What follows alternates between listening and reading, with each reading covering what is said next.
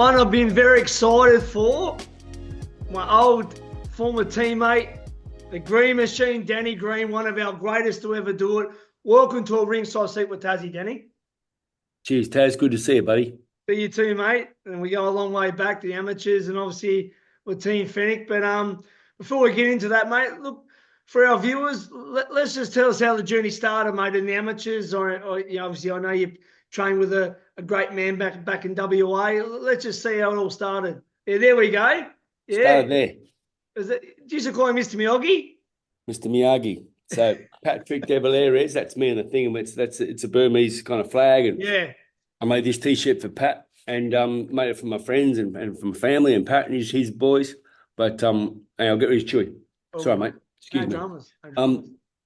And so, yeah, mate, I started with Pat when I was 18.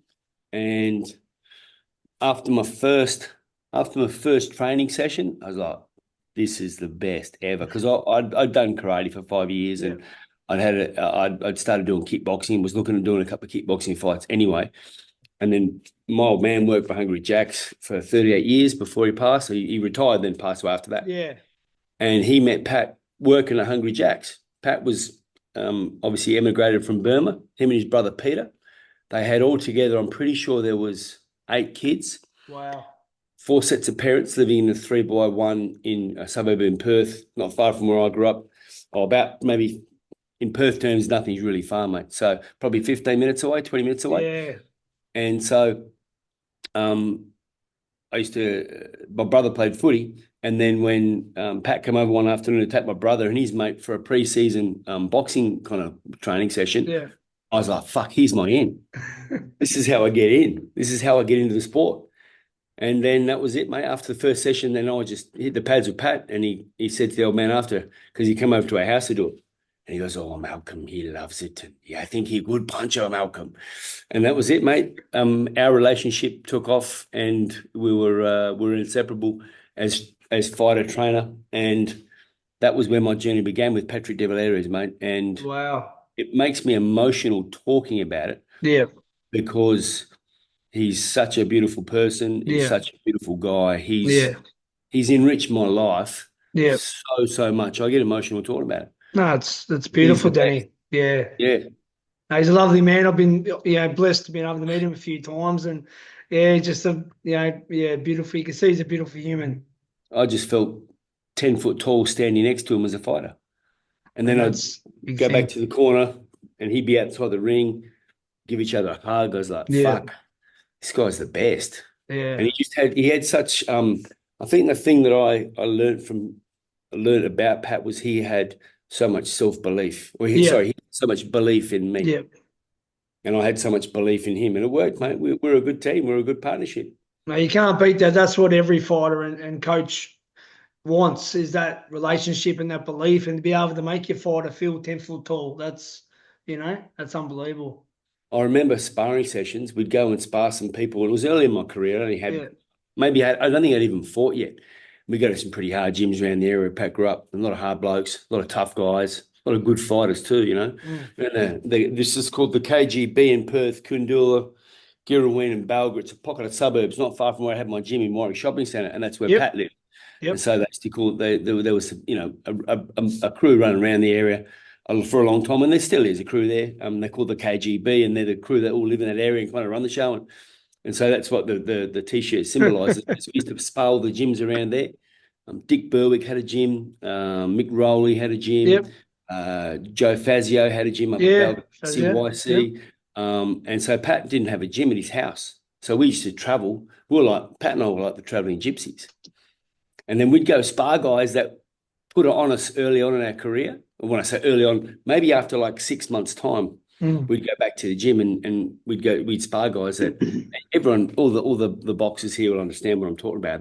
They'll go, fuck you, I've done that before too. And you go back and if someone's put it on you and probably shouldn't have put it on you because you're not at that level, then when you get to square up, it felt so good. So Pat and I was in the car just going, fuck, we did it. How good was that, Pat?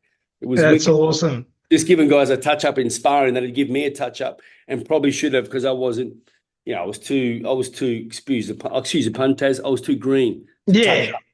No, of course, because you started quite late, Danny. You didn't fight as a junior, didn't you? You just started when was it 19, 20 or what? Yeah, my first kickboxing fight was just when I was about to turn on. I was 18, then I just turned 19 in my first amateur boxing fight. Wow. So that's quite late when you think of guys, say like Daniel Gill, I think 12 years older he started, and I started when I was 14. But a lot of guys usually start off with the juniors, don't they?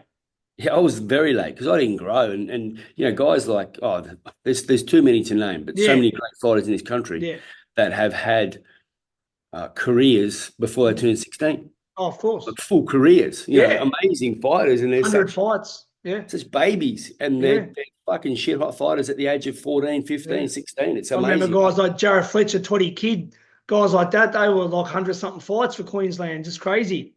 You look at Skinny and Huss. Oh God, I think Skinny had Skinny had 60 knockouts in a row. He went on a knockout streak as a junior.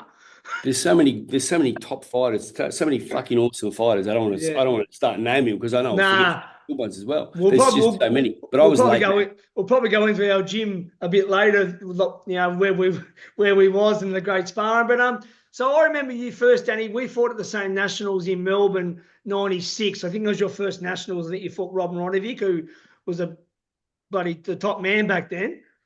And then we fought at the Nationals in '97. You got voted best boxer of the tournament, the Tunstall Trophy. I think you beat, from memory, Peter Ralph and Peter Meneses, if correct. Yep. Good memory, Taz. Yep. Good memory, buddy. That '96 one was the first one in Melbourne. Yeah. I remember it was after the Olympic Games. Yeah. And I remember standing in line, and I was just, I was fucking buzzing. I was like, fuck, I'm at the national titles. I had a WA tracksuit. I felt as big as Tyson Fury. Of course. Stand there, and then I see Lyndon Hosking. Yeah.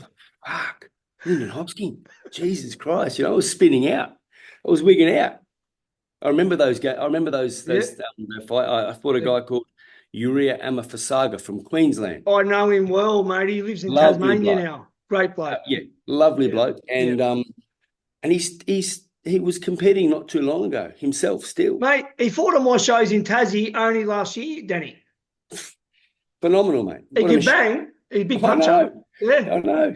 So he was my first fight. That was my 10th amateur fight in against him. Yeah. And so it was a big ask. Yeah. And then in the first round, I've gone through a right hand, missed him with the right hand. He threw the right hand, and we both threw a left hook. And I've gone bop and popped him, and he's gone boom, and it literally knocked him. Yeah. And Tough Cunt got up. Yeah. That was the first minute of the first round, and then we proceeded to have a real good fight, a real good scrap. Yeah.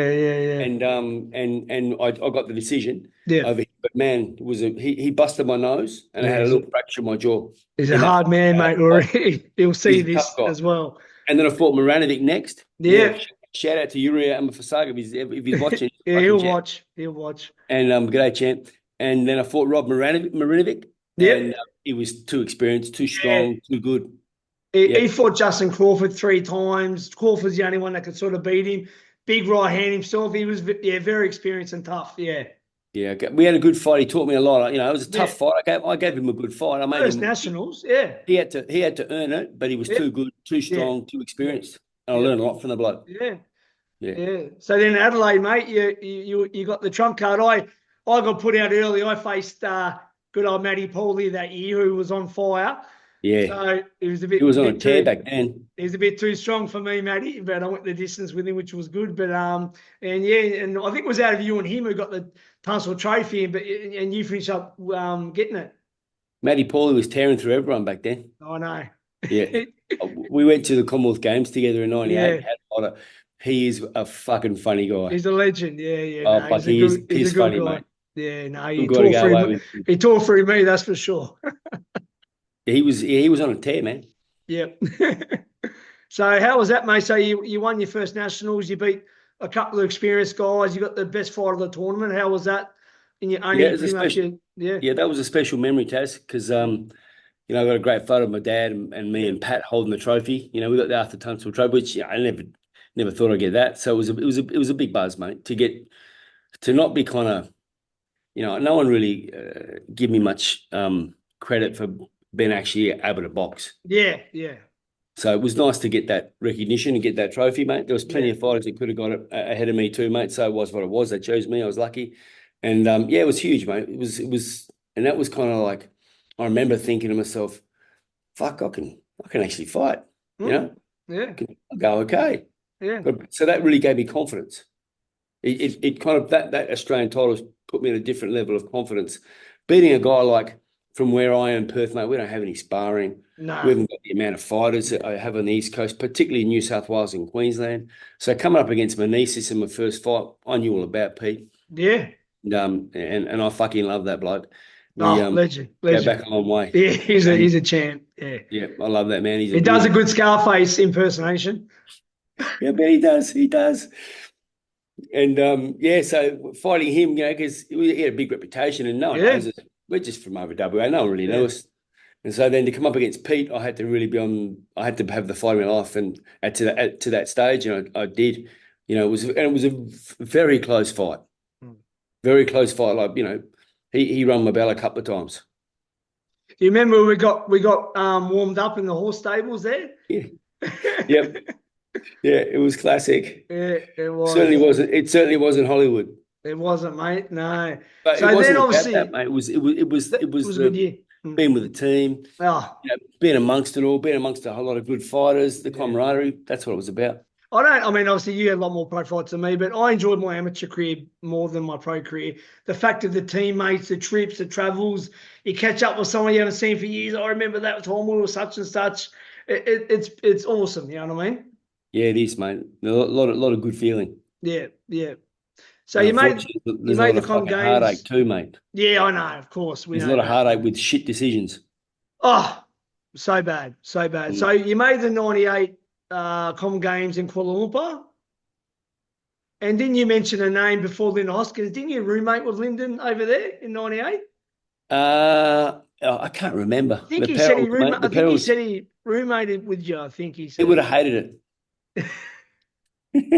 He would have hated being a roommate with me, mate. Right. I wouldn't envy someone being a roommate with me. He's a good bloke. Lyndon. Oh, he's a champion, mate. Yeah. Champion. He was such a neat boxer, such a crisp, neat boxer. Yeah. He was crisp. He was. Crisp, he's beautiful to watch. It's a beautiful style. His brother Scotty was different, Scotty. Yeah, a bit more tough and ready. Yeah. Oh, yeah. Yeah. And what happened in the Commonwealth Games? Did you break your hand in one of the fights, or do I remember? Yeah, I broke my left hand. I broke this hand here. I got a 2-inch plate and 8 screws in that, but I broke it 3 times, and the third time I got it fixed. But the first time I broke it was in the Commonwealth Games, yeah. Yeah. But who'd I fight? Oh, I can't remember who I fought. Anyway, I fought a guy from Nauru. Yeah. First up, and he had he was in Australia. Okay. I can't remember his name. I can't believe I can't remember his name. So it was the first fight of the Games, and you won, obviously. I won the fight, yeah. But you couldn't continue. And went the distance. He took me the distance. He's a tough guy. Tough guy, yeah. And then I couldn't go on because my hand was pretty bad. So yeah. Okay, yeah. Game's over. And then obviously, Sydney Olympics, mate. You made the team for that, which was obviously obviously anyone's dream. I miss out on Sydney that year, but you made. I think you won the Oceania Games, correct? I think. No, I lost the Oceania Games. Oh, sorry. I lost the Australian title. Then you got the Oceania.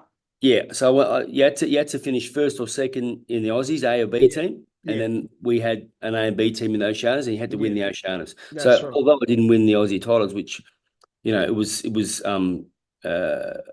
in Queensland, and Jason Delisle beat me in the fight. Yeah. And it was a real close fight, mate. Tough guy, tough fight, tough guy. And he got the nod, he got the decision, and could have gone either way. Me and Delisle always laugh about it because of course, I love that bloke, mate. We're close. He's a legend too. You're both surfers. You both good blokes. You fought in the pros twice. Mate, it's almost. I remember a story you told me was that trials. You had this massive big boil or something, didn't you, on your armpit, my left armpit. Your left arm, yeah. You told me, yeah. I had to cut it out the night before my first fight.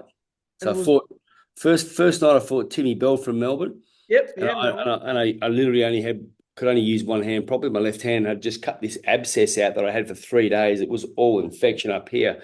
I didn't want to tell the doctor or go to the doctor. I thought, fuck, I'll deal with it. And I was in the shower. It would have been like, I don't know, 6 o'clock at night. And I had to fight about 9 o'clock. And I started squeezing it, and it was just horrendous. And then I got a razor blade, and I just started lancing it and then opened it up.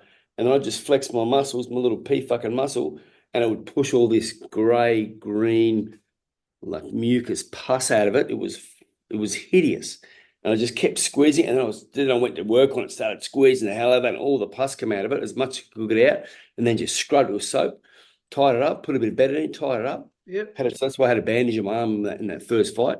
Yep. And then fought Tim Bell first fight, and then the next night I fought Paul Totolis from Adelaide. Yep. In the second fight, and then got Jason the final, and he beat me. And so the next day I had a challenge from Queensland, and I beat Kenny Dalton. You don't know Kenny Dalton? Yeah. He'd been around a long time. To the O'Shaughnessy, and then the O'Shaughnessy, I won the O'Shaughnessy. Yeah, Jason got beat, so you didn't get the rematch, did you? No, I didn't get the rematch in O'Shaughnessy, which was kind of a pity. It would have been interesting. Would have been tough, fucking tough though, because he got better from fighting me, and I got better from fighting him. So we both got better. 100%. So it would have been a good stage, but he lost to the American Samoan bloke. Samoan, yeah. And then I beat him in the final. Yeah, that's it, mate. And that's how I got selected to go to the Olympics, mate. It was something that I'll cherish forever.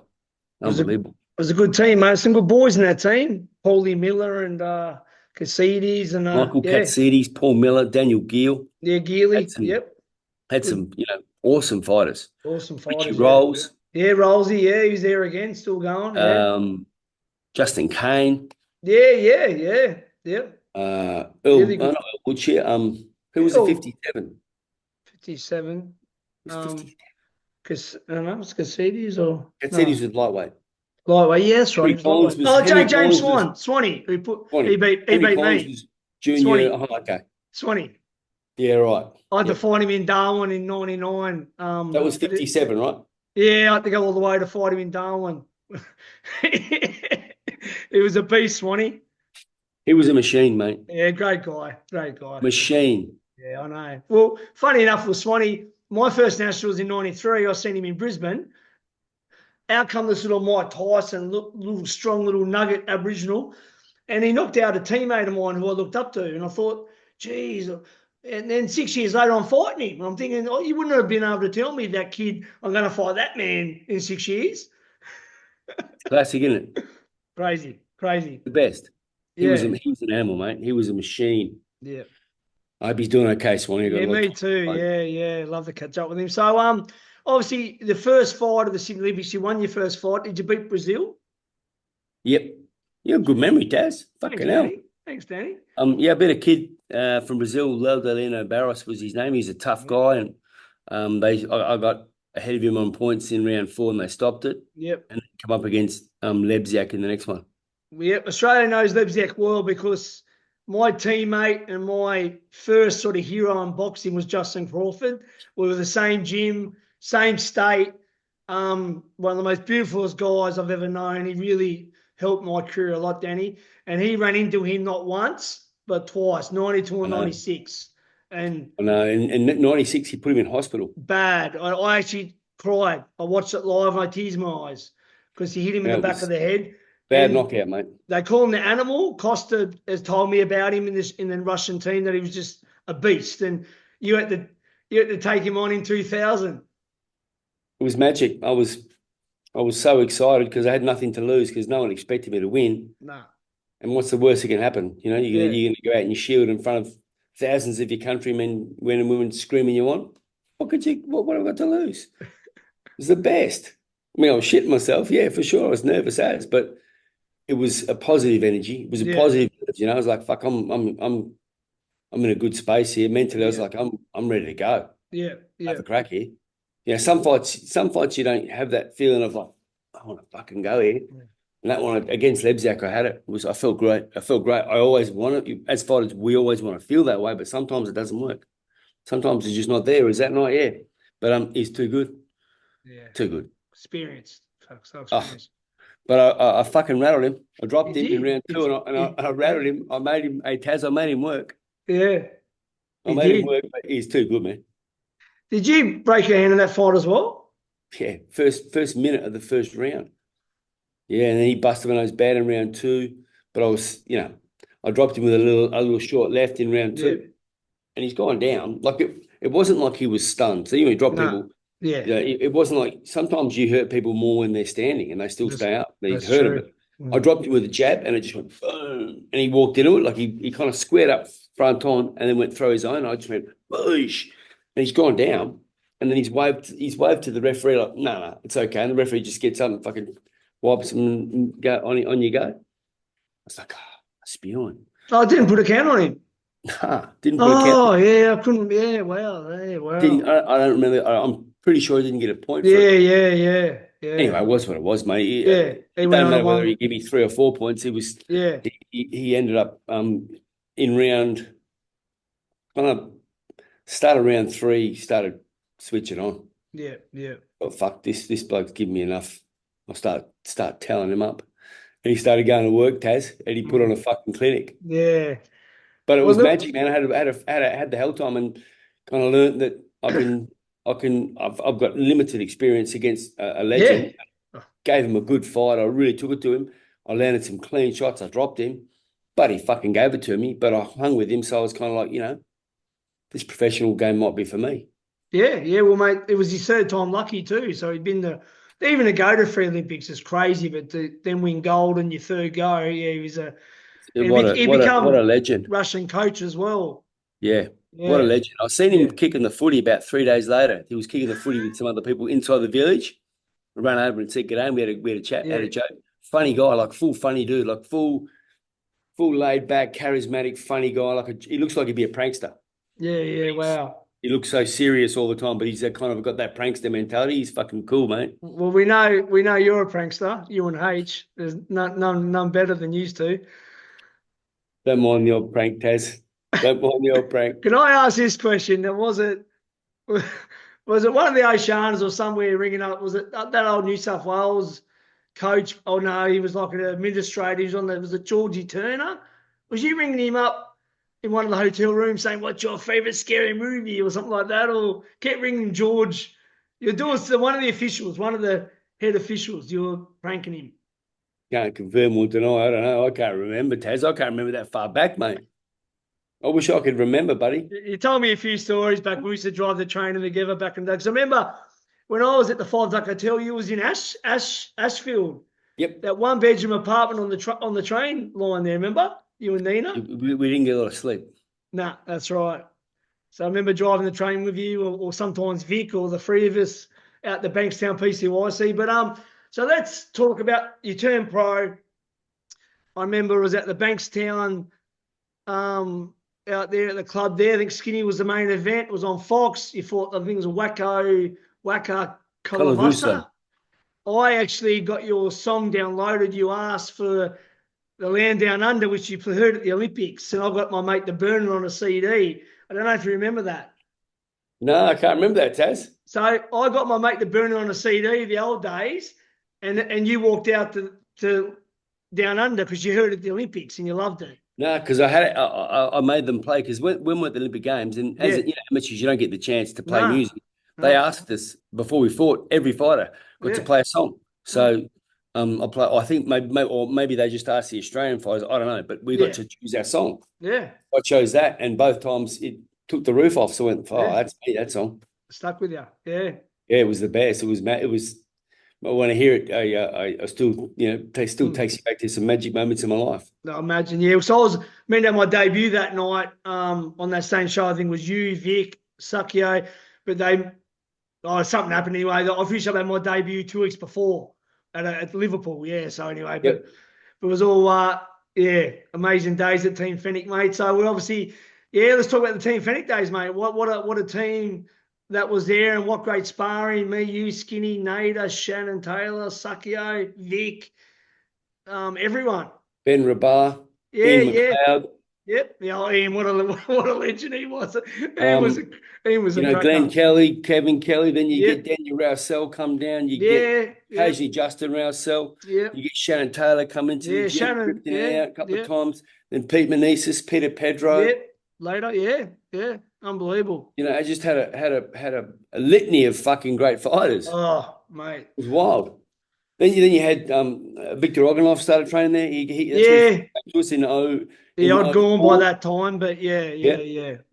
Man, I'll just keep rattling them off. They'll just keep coming. So many good guys trained in there. Yeah.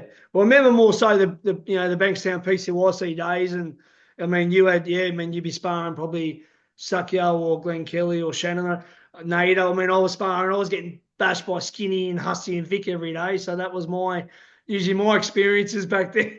And I ate a lot of leather off those boys, Nader, Sack, Glenn. Yeah. Kunga and I traded a lot of leather. It was wicked. I learned a lot from me too. We got inducted into the Australian Boxing Hall of Fame together on the same night about a month ago.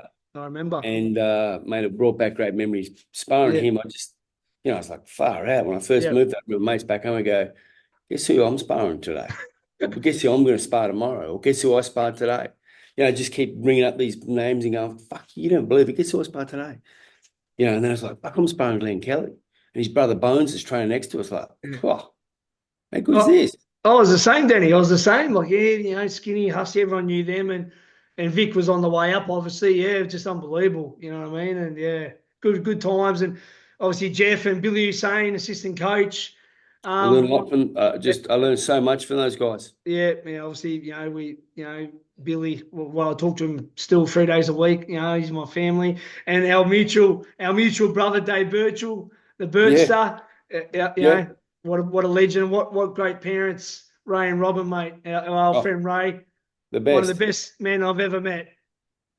I used to stay with the Birchalls back in the day when I used to go over there to do some training in Sydney, mate. It was wicked. Yeah, me too. I think everyone stayed at that house down there in Sylvania. Well, they're not there now, but I think most people, the old Tarrant Point Bowls Club with Ray. Tarrant Point Bowls Club every day, bar none. And then champagne in each, a white wine, a Riesling in each hand. You just sip it.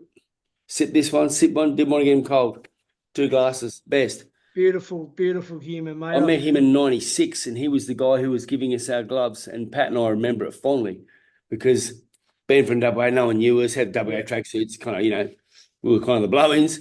And then, Ray was the guy that was giving the gloves out. And I don't remember exactly what our conversation was, but I just remember me and Pat were like, we like that bloke. He's a fucking gem. You can't know. I met him in 93, my first nationals, and every time I'd go to the nationals, I always look out for him. And I was much I love Dave, I'd probably say I was closer to his dad than even David. You know what I mean? Like, just a champion. What about that photo of you and him shaping up, and he's got the old paws out? He's still got it, mate. He's still got it. Yeah. Oh, we used to have a lot. When I used to stay there, we used to muck it. You go, he loves it, going. Mate, Still flicking the jab out. Pop. Yeah, that's it. That's the it. best Ramondo. So you might sit through the Australian pro ranks. So I remember, Paul Smallman, guys like that who were good Aussie fighters, mate. On Fox Sports most of the time, Team Fenech shows you were, you really went through. I was blessed, mate. Joel Burke, I think, as well. I was blessed to have the fights on TV, to get that exposure, in my very first fight, and that's what you get when you with Team Fenech. Yeah, that's what happens, mate. Yep, that's right. So it is. It was an awesome era. Another era in my life, at Team Fenech, that is kind of up there with the fondest memories and the fondest era. My daughter Chloe, my first child Chloe was born, all that kind of thing. We're moving over in Sydney on our own. It was just a special time in our life, and I'll never forget it. And to be in that environment was just, with such shit hot fighters, we just all pushed each other. It was mad. There would never be another team like that in Australia. Not with so many names, I don't think. Be near impossible. I can't see it. I hope it does. Yeah, yeah. It breeds better fighters. Yeah, 100%. Have that competition and have that Yeah. inspiration and see, like, I just learned so much from watching Hussey and Skinny, their body shots. I'm sitting there skipping, finishing my training whilst I'm watching world-class boxing. Yeah, but I was the one feeling most of those body shots, Danny. So I know all about them, mate. I'm glad I wasn't around that weight, mate. Oh yeah, well, we always have a good laugh. Me, Skinny, and Hussey, we're still like family, and Skinny, me and Skinny always have this love-hate relationship. He always has a crack at me, I have a crack at him, but we're brothers. You know what I mean? It's awesome. Skinny knocked out Manny Pacquiao. He did, mate. What can I say? 18 seconds. That's it. It kind of, people don't, if you're not in boxing, if you don't know boxing very well, you don't quite understand the gravity of that. Nah. Before he was Pac-Man. I don't want to kind of sound like, hey, fuck him. I don't want to come, make Skinny feel any worse. But he's his feelings. What I'm saying, I don't want to add to his feelings. I know he talks about it openly. Fuck, man, that's radical. He knocked Manny Pacquiao out. Yeah. He knocked him. So it should have been the count, a decision, a KO victory. The referee admitted to doing an interview. He admitted to. He laughed. I mean, it's disgusting. It should be banned, and we all know that. Yeah, that's why Skinny's got a big problem with the WBC because of but what can you do? But he knows it. We all know it, and mate, one of our best fighters for sure. Skinny, 1,000,000%. Absolutely, and I learned the body whip from watching him and his brother. Yeah. I really learned a lot of in-close fighting. Like I watched him at stadium and just to see the shoulder rolls, the forearm bars, the head dips here, coming in here, putting the head in here, getting a bit of room, just the subtle moves they do. I just learned so much from watching him. So how many knockouts did you have in a row when you first debuted? You went on a bit of a streak there. 16. 16. And then I fought. The last one was before I fought Beyer. Jason DeLisle. Yeah, so you had the rematch after the amateurs with Jason. So that was before Beyer, was it? Yeah, that was for the APPF title. Yeah, that was on Fox Sports. I remember watching it on the Friday night. No, that was my first pay-per-view. Oh, that was a pay-per-view. That was a pay-per-view one. Okay. Yep. It was a Sky Channel pay-per-view. They went out on a limb. That's right. So Sky went out on a limb and thought, we'll give this bloke let's test the waters here, see how he goes. As a pay-per-view. And it worked. Did okay. Poor old Jace, but he's a champion. It was a hell fight. He was a man. Native fought Sam Solomon before that. The fight before. Fucking epic fight. Nader's first loss. He dropped Sam, I think, in the first or second round, and then Sam come back. And because Nader was ranked, I think, #1 at the time for De La Hoya or something ridiculous. He was right up there, mate. Up there. Yeah. So obviously you beat Jace. Gave me leather poisoning. When did you get the phone call for Beyer, and tell me the excitement when you heard that you're fighting for the title in Germany? If we kind of had some talk, Jeff was mentioning a few things. If you can get the OPBF title, you'll be ranked, because I was ranked already in the IBF. Because I got the Pan Pacific in my night fight against Paul Smallman. That's right. Yep. So I got pretty early in my career, and then kept defending it a few times, and then got ranked in the IBF, and then the OPBF title come up. Yep. And I think that was Angela Hyder working his magic as well. Yep. And he's a friend of his who was the cut man, I think, for Beyer originally, a man by the name of Denny Mancini, DEMMY, I'm pretty sure it is, Denny, and champion. I just can't remember whether Denny's passed away or not. I hope not, if that's the case, he hasn't. But he was, I only met him once, but a fantastic bloke. And he kept in touch with Angelo. And he said, look, if you get your guy rated, if he's rated in the top 15, Beyer is looking for a fight potentially after he fights Luca, it could come up. So we put got the OPBF title and got ranked in the top 15 and got the call up for Beyer. So, Jeff and Angelo then went to work. Angelo, I think, began the ball rolling, and then Jeff was able to use his, influence with the WBC, his pull with the WBC, and they agreed to give us a shot at the title. Well, they chose me though. That's so I right. didn't chase them; they chose me. They chose you. We were the top 15. They went that guy, that guy, that guy. Yeah. That guy said 16 fights, all KOs, never been past 8 rounds, never been past 8 rounds. Hasn't had a big career as far as longevity goes. He's a bit of a pup. He's going to be out of his depth when he fights Beyer. Let's pick him. Bang. Yeah. And so that's pretty much how it happened. Yeah. And I remember sitting at home and I was house sitting for Hanky Plug, rest in peace, Hank. God bless, mate. And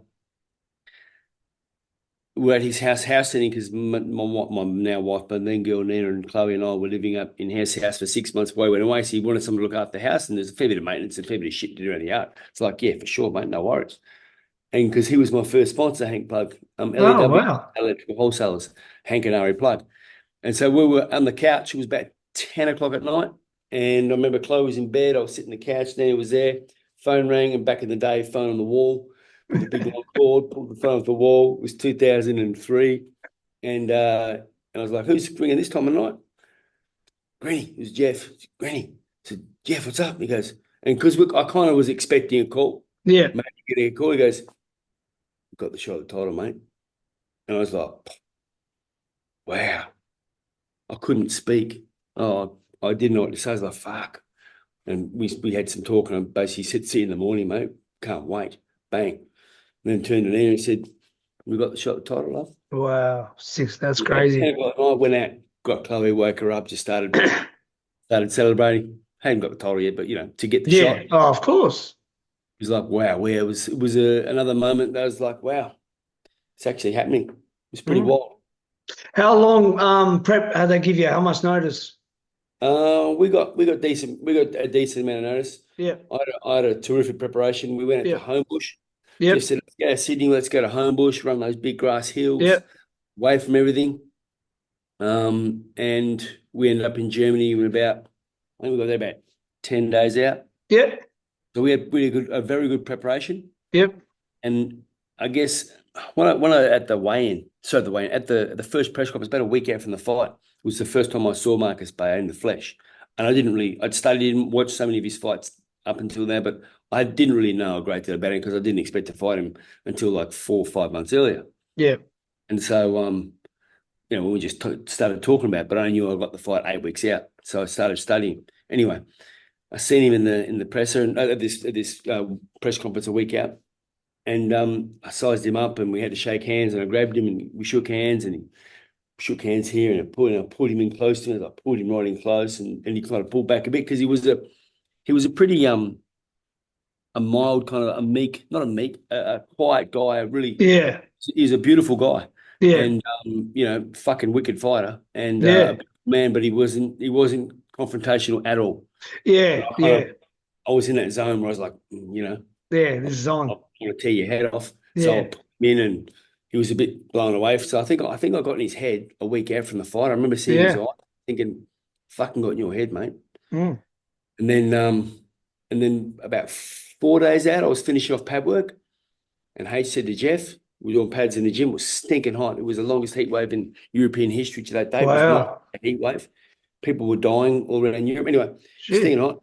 And then H goes after, he said to Fenech, he said, and remember, he goes, "Mate, the way he's boxing, get him to box long, keep him long while you're doing the pads. He's hitting them crisp." And although I wasn't sparring, and I had Paul Miller as my sparring partner. Oh, yep. Legend. And gave me leather poisoning the whole way through, and magic preparation. And so he was fucking supreme fighter, Paul. Oh, anyway, mate, what a great guy too. I was blessed to go away with him in the Oceanias champion. Absolute gem of a human. Fucking funny bloke too, mate. Ripper, yeah. Funny guy, and was so slick. So had a great preparation, and then we decided, we're going to go in there and focus on boxing and just sit behind the jab, and I was hitting the jab well. So that's kind of what we took into the fight. But it was a good pickup from H. Yeah, mate, as good as they come. Yeah, so I remember it, mate. I remember like it was yesterday. I was up early because it was early morning here in Australia, and I remember watching it Yeah, and mate, you bloody dropped him twice, yeah. Round one, round two. Round one, I hit him with a. It was like a full. I rolled under this one and came over Yeah, and just wham and yeah. just locked him. And as he went down, he's gone down. He's kind of banged his head on the canvas, and his legs stiffened up, and he's almost twitched. Yeah, And I'm boom and seeing that and walking to the neutral corner and looked back at him and went, far out. I just knocked him out. And then I go to the corner, I turn around, he's up on his feet. I'm going, how'd he get up? yeah. Hell, he had some balls. He got up because he was literally, he was straight, mate. His body was stiff when he went down first. And his legs did this weird twitch. And I was like, whoa, far out. So you thought he was done? You thought he was done? Well, yeah. Then when I turned around, he was almost getting up to his feet. I was like, fuck, that was a quick recovery. Tough gun.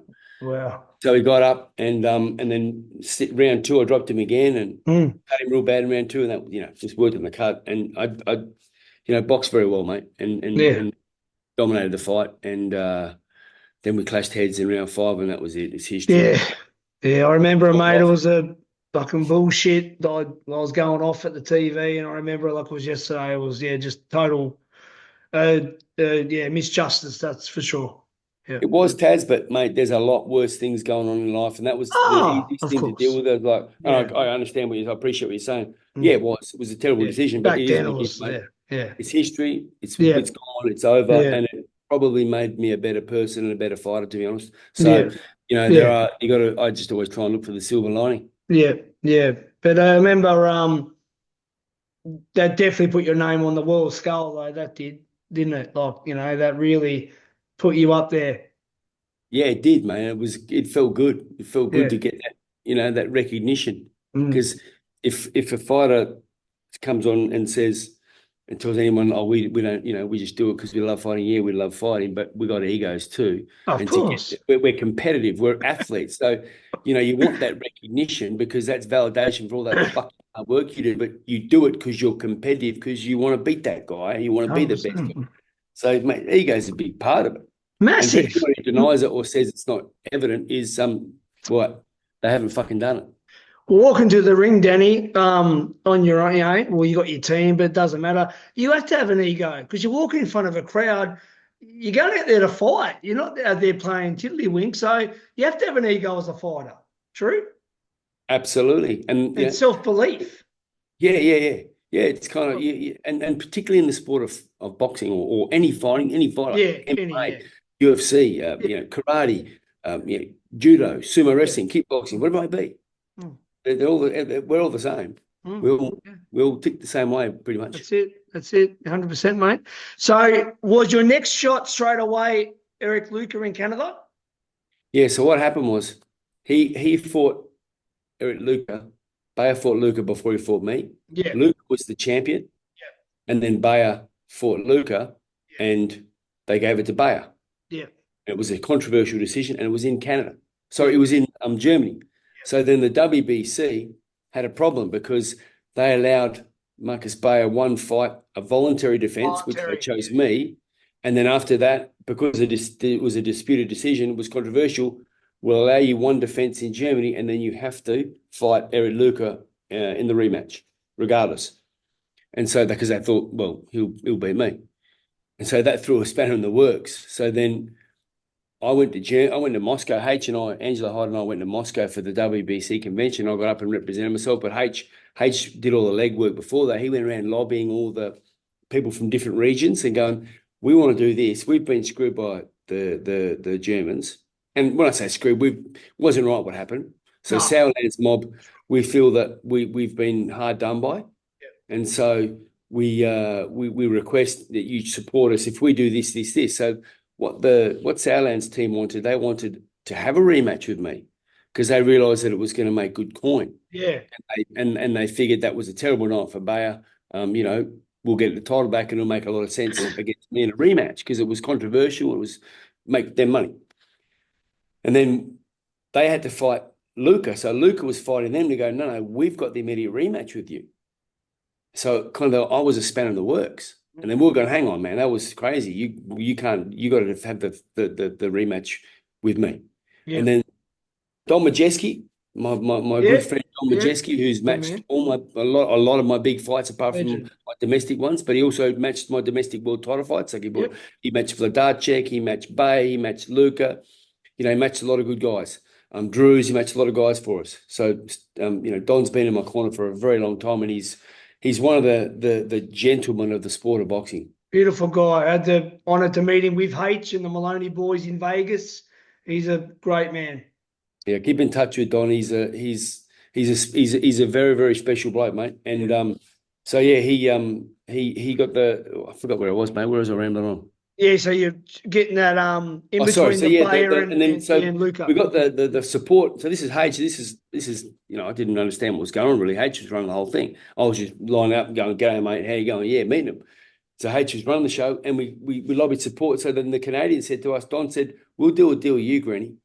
If you agree to step aside and let us fight Beyer before you do, as was before you fought him, we'll agree that if we win, we'll pay you X amount of money, which was way more than I was going to get against Beyer, and we guarantee you the fight for the title in the next fight." Yep.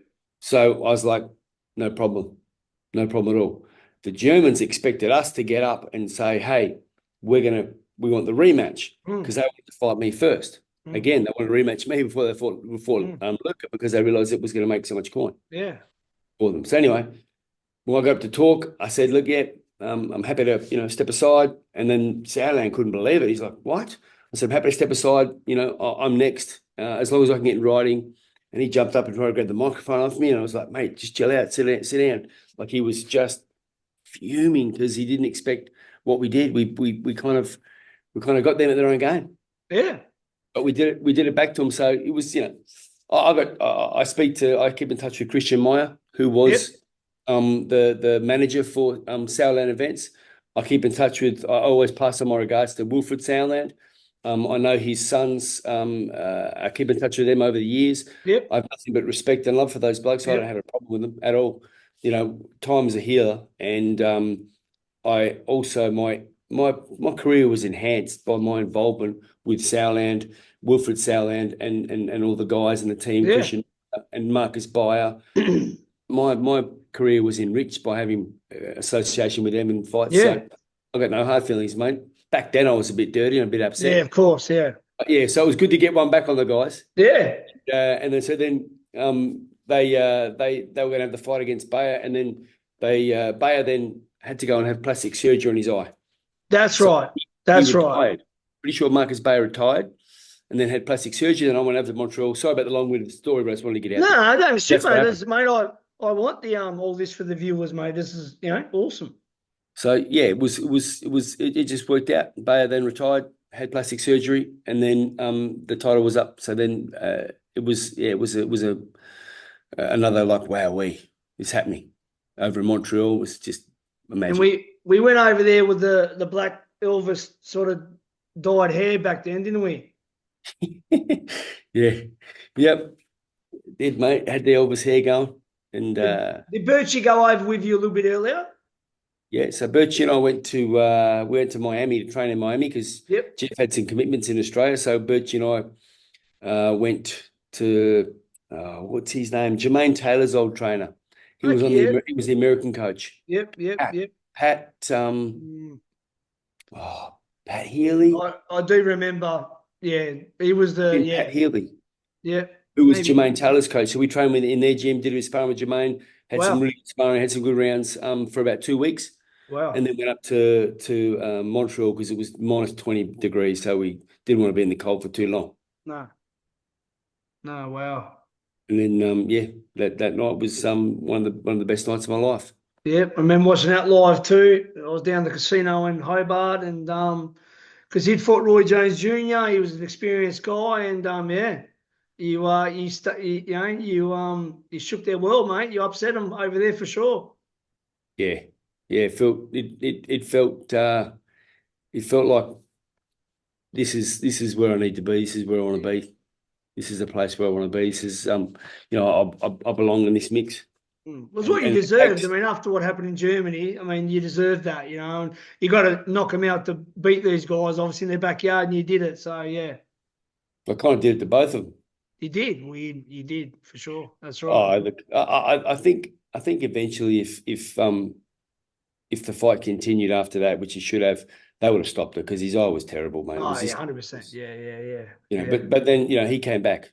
Yeah. So Marcus Beyer came back and defeated me in our rematch in Germany, and to me that showed the caliber and the quality of human he was. Yeah, that's true. It would have been very mentally hard for that bloke to get manhandled and beaten up badly by a young up and coming bloke who has got not much experience. It would have been embarrassing for him. So for him to come back and show what he's really made of, was impressive. True champion. But going back to Canada, it was actually funny because I was over in Saudi and we'll talk about that later, for the Better Day of Bivol, which I was an honour to be over there, obviously. And I was talking to Mark Ramsey and the Iceman John Scully, who were Better Dave's trainers.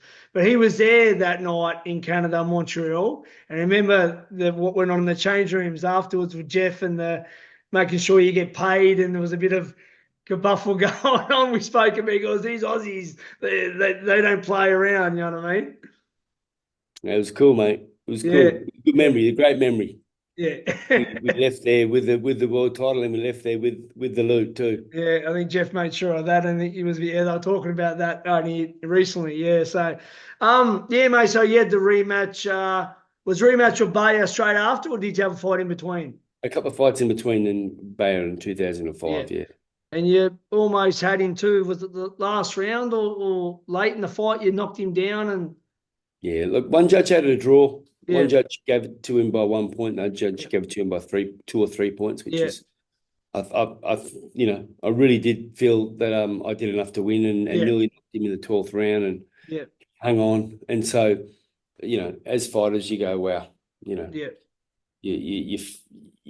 give your all, and it wasn't a B. That's it. That's the way the decision went. And as I said, my respect for Marcus Beyer. Yeah, rest in peace too. I think he passed away, Danny. Yeah, he did, mate. Yeah, he passed away about 3 years ago now. Maybe because his wife was a singer, wasn't she, on one of the famous bands? Yeah. And he got ill and didn't really tell anyone, and within 2 weeks he passed away. I remember Christian Meyer, she rang me and told me the news, mate, and I hung the phone up. It was about 10:30 and I was in Perth. I just started crying, mate. Yeah. I was weeping. Yeah. Mrs. Kamek goes, "What's wrong?" I told her, and she said, "Oh man, you're kidding." I was so sad, mate, because it had a lot of respect for that bloke, and we shared, for me, some magic moments in my life. And when you fight with him, when you fight someone, Danny, you have that thing with them. I remember Brendan Batty, who I fought, and I heard he passed a couple of years ago. Rest in peace. Yeah, I know. Yeah, and people like that, and you share something, like we're in there sweating and bleeding and whatever we're doing. You got that mutual respect, and that's a good thing about our sport. We've all got that mutual respect for especially when you fought someone. You know what I mean? Absolutely, mate. It's you become endeared to them. Yeah. Although they're trying to knock your teeth out, and they're trying to knock you unconscious in front of everyone you know and love, and can expose you. You grow to love the bloke, and that's right. You want, I've kept in touch with all of my sparring partners. I keep in touch with a heap of sparring partners all over the world. Had a lot of good guys, a lot of good fighters. Had world champions as sparring partners. I've kept in touch with them. Yep. And some of the fighters, I've been in touch with Włodarczyk, and I'm pretty tight with Tarver. Reached out to Roy Jones. Tarver loves you. Antonio, shout out, because you'll watch this as well, because I'm getting him on soon. He always asks, "Where's Danny? Where's Danny?" The magic man. Fuck, he's a slick package, that bloke. Yeah, he's a ripper bloke, mate. Ripper bloke. Yeah, and a legend of the sport, but mate, he's so sharp still. He's so sharp. Yeah. I love seeing older fighters that are sharp. Yeah, me too. Yeah, that's right. Makes me happy, mate. Me too. That's right. Because there's been, I think, for every successful story, Danny, we can give each other 100 sad stories in the game. Blokes that don't end up with money, blokes that don't end up with their faculties. It is sad too. Mate, so it's coming to us all. No, 100%. Let's get on to the biggest fight in Australian history. Your now friend, Machine versus the man. It was hyped up for 5 years, pretty much. No, Taz. Man versus machine. He wouldn't take the second fucking billing. And was it built up for about 5 years? Obviously started with Jeff and a bit of media and all that, and yeah. It started in 2001, Taz. Yeah, it did. Yeah, I was in a fight, and the bloke said to me after the fight, I fought Heath Stenton. Yeah. In my 5th fight. And I dropped him in round 1 and nearly decapitated him. I don't know how he got up. What a tough cunt. Got up. Like, far out. There's a big right hand that got him. I slipped that, went boom, and just clipped him, and he just fucking went down, and then jumped back up like a tennis ball. And in after round 2, his corner, Tony Salter, I think his name was. Yeah, from Geelong, Tony Salter. Yeah, good old boy. Yep. He threw the towel, said no more. That's it. You're not going out after the second round, because I was on top of him, and I was starting to tag him. And so he didn't need to take any more, because with all respect, he wasn't gonna win. Yeah. And so I learned a lot from that bloke. But he went 8 rounds with Chock a couple of fights before, and the fight before I fought him. He did. So then the commentator asked me, I think, or asked Chock about me. That's right. They asked Chock about me, and Chock said, "Who's that bum? He's just a bum." But he didn't mean nothing by it. Yeah, he sort of does it. He thinks he said that. He's not sure, but I think he would have said that probably. Everyone was a bum to Chock. So I wasn't exclusive, Taz. But that's just him. That was the magic of Chock. That's right. The magic of Chock. And so he must just flipping it bang. So then, the media's like, they want to hear something back. They want a bit of fucking blowback. So anyway, and so I said, I'll fight him. Yeah, no problem. I'll fight the bloke. He called you a bum. I said, let's do it. And that's how it started. Wow. That's how it started. And it was a recipe for success for the media, because they ran pretty much, they ran the whole show. Yep. And I just answered questions when I was asked questions about him going off and saying this and saying that. And so then, it really transcended sport. Oh. It became topical in society. Oh. Forget sport. And this isn't me because it's me. This isn't I'm true. Just kind of talking about the truth and the magnitude of what it was back then. Oh. It was volatile. It was a fucking tinderbox at some stages. Oh. The country was was like those Cronulla riots. Like, we fought the night before, and the media blamed the Cronulla riots. One portion of the media said something that innuendo, kind of pointing at, what's the word I'm looking for? Insinuating. What? At our fight, because the people threw the shit up at him after we left the ring. Some idiots tossed some glasses at him. Yeah. They insinuated that it wasn't the catalyst, but it was kind of like the match that set the fire off. Yeah. So we were dealing with a lot of shit. Yeah, I know. We were dealing with some heavy shit back then. Yeah. You fucking serious? Yeah. They're trying to make it a race thing and all that's political, mate. But look, that's what sells papers, mate. That's what gets people tuned in. Not that, and I never wanted to bar of it, and never joined in, and was never party to it, and was never, no one was going to tell me what to say when it come to what I know. 100%. So, 100%. It was kind of fucking wild. It was a wild time back then. Yeah. And I kind of almost, it was that full on and that intense that I kind of don't remember a great deal of it. Okay. There's parts of that era and that time where it's like, fuck, it's a blur sometimes. Wow. Okay. Yeah. It's full on. Well, I mean, look, it still now holds the record, doesn't it, for pay-per-view buys in Australia? Taz, that record won't be beaten in your No, lifetime. I know, but I just wanted to confirm that it's still, to this day. Unbelievable. Yeah, and it's wild. The live gate was there too. There was, how many was there? 40 odd? 38,000. Yep. And but the viewerships and the pay-per-view is never going to be touched. And then there's talk of other people saying that it's going to be bigger than Green Mundine. Some fights, and they've always said in the past, they always kind of allude to that fight and try and beat the record. They're tripping. They're not. It's blasphemy to even mention it's going to be bigger than Green Mundine, because no way. Like, it was. Listen, in Australia back then, you were either a Green man or a Mundine man. That's the way it was. and you know how people say barbershop talk? Yeah. It was all about Mundine Greenlock the year leading up to it. You're either one or the other. There was no in between, and it was just there's nothing like it. There'll never be a rivalry like it, and yeah. It lasted. We had the rematch in 2017. Yeah, in Adelaide. You know, Yeah, I was there for both. Almost 11 years later. Yep, And it was the third highest pay-per-view. Yeah, and what was the live gate on that one? The attendance. 28,000. Yeah, so I'm blessed to be at both. I had a better seat for the rematch because I knew more. I made a few more connections in the first one, but I remember. But yeah, geez, but unbelievable fights, both of them. The first one, obviously, was a ripper. Obviously, wasn't the right end of it that night few. But then again, you got Choc got the bickies. Choc got the bickies, mate. He took the bickies and he fought a smart fight. He did. He fought a tactically better fight, man. I had an ordinary performance. Take nothing away from Choc. I performed all but take nothing from Choc. I was trying to decapitate him. Yeah, I was trying too hard. I was too inexperienced to realise that that's not the way to win a fight. Yeah. And Choc could see me coming a mile away, and he did what he had to do, and he boxed. He boxed a beautiful fight. Fuck, he hit me with some good shots, mate. Hit me with some beautiful shots. But it was good. And the last round, and I can't believe this actually happened. And tell me, he's actually embraced for that last round, which was, it was amazing. Like, you know what I mean? Oh, without doubt, mate. He people don't know really anything about me and Choc, what I feel, what he feels really, genuinely. We'd speak about it, but there was never any animosity or hatred from my side towards him whatsoever. No. It was, you're a fucking idiot and you're a peanut and you talk shit, but I've got a lot of respect for you and you're a hell of a fighter.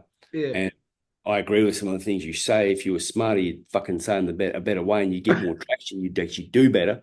But man, I actually really liked the way he fought. Yeah. I liked his style, mate. Yeah. I love watching the bloke. He's fucking wicked to watch. Yeah. Got a beautiful style. Yeah. I watched his father, Tony. Oh, legend. Me and my old man used to watch Tony Mundine. Yeah. So, mate, I had a lot of respect for this man way before we even got near fighting. And I knew he was going to be very strong because you don't play first grade rugby league, a premiership, and be a marquee player if you're not in the game of rugby league, if you're not strong as fuck. Yeah. So people like, you're ragged on. You're tripping. This guy's a premiership player for two NRL teams and won a premiership, and he's a marquee player. Freak. I ain't ragged on no one. Nah. Yeah. So the first clinch we had, I was like, yep, he's as strong as I thought he was. Okay. Yep. I didn't get a shock with his strength because I knew he was going to be strong, mate. Yeah. So I probably paid him too much respect. Maybe, who knows? Yeah. And you had Ismail Salas in the corner for that camp, didn't you?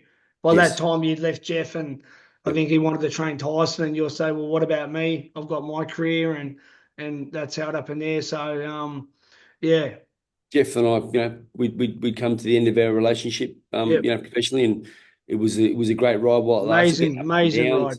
Had our ups and downs, but it was a momentous time in my life. Yeah. One of the best times in my life. It was so much good feeling around those times, mate, and so much learnt. Yeah. And so much endearment towards a lot of Jeff and everyone involved in all the crew. And as you get older, when you get to my age, when you get to my age, Taz, I was thinking of Skinny and the boys, you soften a bit. And we've already spoken enough about Skinny. Let's not give you no more airtime. Give you a body shot if he sees that. You become soft, mate, and you start reflecting, and you get all poignant, and you get all philosophical, and you get all, it's wicked. Yeah, it's wicked to think that I was part of that era in that team Fenech, part of that, which is an era that's, as you said, will never be replicated. I don't think so. Before we get to your world title, I'll be writing books about it in 100 years' time. 100%, Danny, 100%. I still got my team Fenech hat. We've got, was it the bloke who Rifkin group there? The Rifkin group. Yeah. Rene Rifkin. Yeah, that's right. Yeah. Before we get to your world title fight against Stripe Doers, let's talk about that famous spar with James Toney when he was doing the grunting noise like Porky Pig. is the best, mate. Is the Wild best. card. Wild card. You know, and there's a reporter. He's a guy. He's a journo. Yep. He's one of those boxing sucks. Yeah. Real boxing suck. Yeah. What's his name? Radio Raheem. Yeah, I know him. He's a fucking idiot. He filmed. You can show him this. He filmed the sparring session and then uploaded it, and then goes on Joe Rogan and says that I walked him. So the reason I have no respect for the man is because he point blank lied. Wow. He lied publicly. He lied on the Joe Rogan podcast. Wow. By millions. He lied through his teeth. So I have zero respect for that man. Fair enough. I'm going to let him know when I see him in Saudi later in the year as well. Let him know that he has fabricated a story for his doing. Yeah. Because it maybe makes I don't know why he would fabricate a story. Yeah. It's nothing like the real story, what happened in the sparring session, because it's there for everyone to see. Yeah. How it came about and the circumstances he spoke about is a complete fabrication. So I have zero respect for that man. Yeah, fair enough. But the sparring session, going back to the sparring session, it was the best. It was like a fucking dream come true. It was like James Toney. He just beaten Evander Holyfield. Yeah, geez. Yeah, he was a freak, mate. Get the chance to say, I was over there sparring some Russian guys with Jeff and some young Russians. That I knew a guy there, Edwin in Los Angeles, that arranged some sparring with a lot of young Russian fighters. So we're there for about 2 weeks sparring in Los Angeles, and then I think maybe Justin Fortune might have run Jeff and said, or no, maybe Freddie. Yeah, so Freddie was there, and he was going to spar with he goes, do you want to spar with James Toney? And Jeff, I didn't hear the call, but Jeff said, yeah, sure. So he goes, you want to spar James Toney? I'm like, James Toney? He goes, yes, yeah, for sure. Probably not the best idea, probably not the best move, considering James is notorious for bowling his sparring partners over. Yeah. He's nasty, man. He's fucking cool. Lights out. Yeah, he's the best. So I went down to sparring one day. Freddie was there. G'day, Freddie. Jeff introduced me to Freddie. How you going? Blah, blah. He goes, James he didn't make it today. He didn't come, but come back tomorrow same time. Like, spewing. Okay, no worries. So he left, went and trained somewhere else. Came out the next day, same time. James wasn't there. He didn't show up again. Like, you kidding me? Far out. All right, we'll make sure he comes tomorrow. As a joke, I've just met Fred. I'm looking at Fred Rachel. You know me, Taz. Yeah. Would I ever walk into a gym anywhere ever and start strutting like a rooster? Nah. Thinking that I own the gym? It's not you at all. I've never done that in my entire life. No. And particularly with James Toney. Yeah, and in America. Radio over him says I started calling him out. Started going, I want to fight James Toney. He says that I wanted to fight James Toney, and the fight never happened after he bashed me in sparring.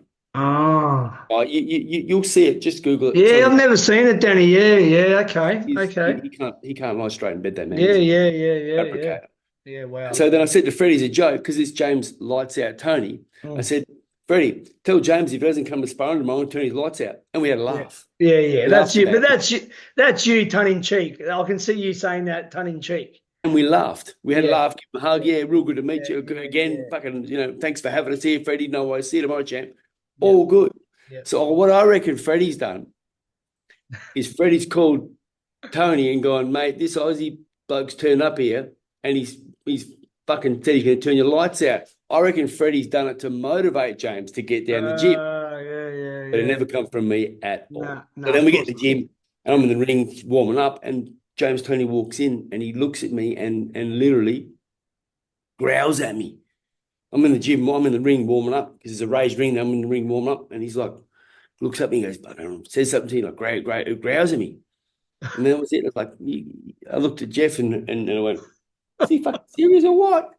So he was already angry. So Freddie must have G'd him up. Yeah. We got in there and had an awesome spar. That's awesome, mate. One of the all-time greats. And obviously he had a fair bit of weight on you, though. At that stage, being heavyweight, he come up from middleweight, I think was his first world title. But he just won the cruiserweight world title. He went to heavyweight. He beat that great cruiserweight Jirov, who won Vasily Jirov. Gold medal. Before that, he was middleweight champion, knocked out Michael Nunn. He lost to the great Roy Jones Jr., but I mean, that was Roy at his best. But yeah, so geez, yeah, it's pretty famous. And then I he saw fought that after he sparred, he fought John Ruiz and won the WBA heavyweight world title. he beat him, but then I think And he got stripped. yeah, positive But test. Yeah, freak. he was in that sparring session. He was a minimum 40 kilos heavier. He's making some noise, wasn't he? Oh, he was classic. I'm clocking him. Like I'm proper clocking him. Yeah. With like going bang, bang, bang inside, Saturday Night Hawks, Yeah. bang, bang, bang. Yeah. And he's wearing him and talking and they're not even moving him. Yeah, I know. It's disheartening. Yeah, no, what an experience, though, Danny. What an experience, mate. That's awesome. Oh, it was one of the best things I've had in my boxing career to get in the ring and to spar and trade leather with that bloke. Yeah. Again, I just learned so much from the guy. Of course. That's the best thing about America, Danny. I mean, it's good in Australia, but we get out of our comfort zone when we go over there, and the sparring there is just next level. Like, most Aussies are doing it now, which is great to see. Because it's the sparring there is just nothing like it. Yeah, we used to go there quite a bit. Used to go to LA. Yeah. Used to go to Vegas sometimes go to Vegas for 3 weeks. Yeah. Unbelievable. Yeah. And just so many good guys, even the guys that weren't well known. Weren't doing well professionally as far as their career goes. Very good sparring. Oh, very still probably beat most people in Australia. Unbelievable, So let's talk about you got the WBC light heavyweight shot against or WBA against Stripe Duez from was it Croatia? Stipe Drevs. Yeah, that's it. Croatia or Serbia? Croatia, yeah. Croatia, right. promoted by I think he was promoted by Universum. Yeah. And was that in WA, Danny? Yeah, Perth. Yeah, in your hometown, world title. Run me through that, mate. Yeah, it was another. That was, I think, Don Majeski's doing as well. We were ranked obviously because I won the PABA title, so I'd been in the WA top. I think I was near top 10. Yep. And then he had a voluntary defence. Yep. And mate, it was a bit of a letdown for me as far as I wanted a good fight, and I scared him. I literally scared him in the first 2 rounds. Yeah. He was fucking shitting himself, which was strange. And they had not shitting himself, but he was very, very tentative. Yeah. They had a plan. We knew their plan after they told us, we'll probably get the first 6 rounds against us and then we'll come home. And this guy doesn't, he's never been 12 rounds. Yeah. We'll take him 12 rounds and get the title and just retain the title. And in the second round, I hit him. He was a southpaw. I hit him kind of squared up, and I've gone bang and hit him with a straight left that was equal as anyone's right hand. Yeah. And it just about tore his ear off his head. Yeah. And it just about knocked him. And he didn't go down, but I could just tell it rattled him. And from that moment on, I rattled him a few more times. He was on the back foot the whole fight. He was quite tall, yeah? 6'5". Yeah, wow. Yeah, geez. Yeah. Yeah, he was on the back foot the whole time. So, and then after the fight, he said, he goes, I've never felt someone in a fight that's actually wanted to hurt me. He said, I just thought you wanted to hurt me so bad. Yeah. I said, I fucking did. But yeah, that was it. I got the WBA light heavyweight world title, mate, and it was another dream come true. Can never be taken away from you, Danny. That's one thing about you. I don't think anyone would claim to ever fight you or fight many people that you did want to hurt. I think every second of every round you want to hurt your opponent. And not many, we're all fighters, but I tell you, anyone that faced you, that's dead set, mate. You were there, no joke. You wanted to take their head off. Shake their hand afterwards, but during that fight, there's no playing around with you. That's 100%.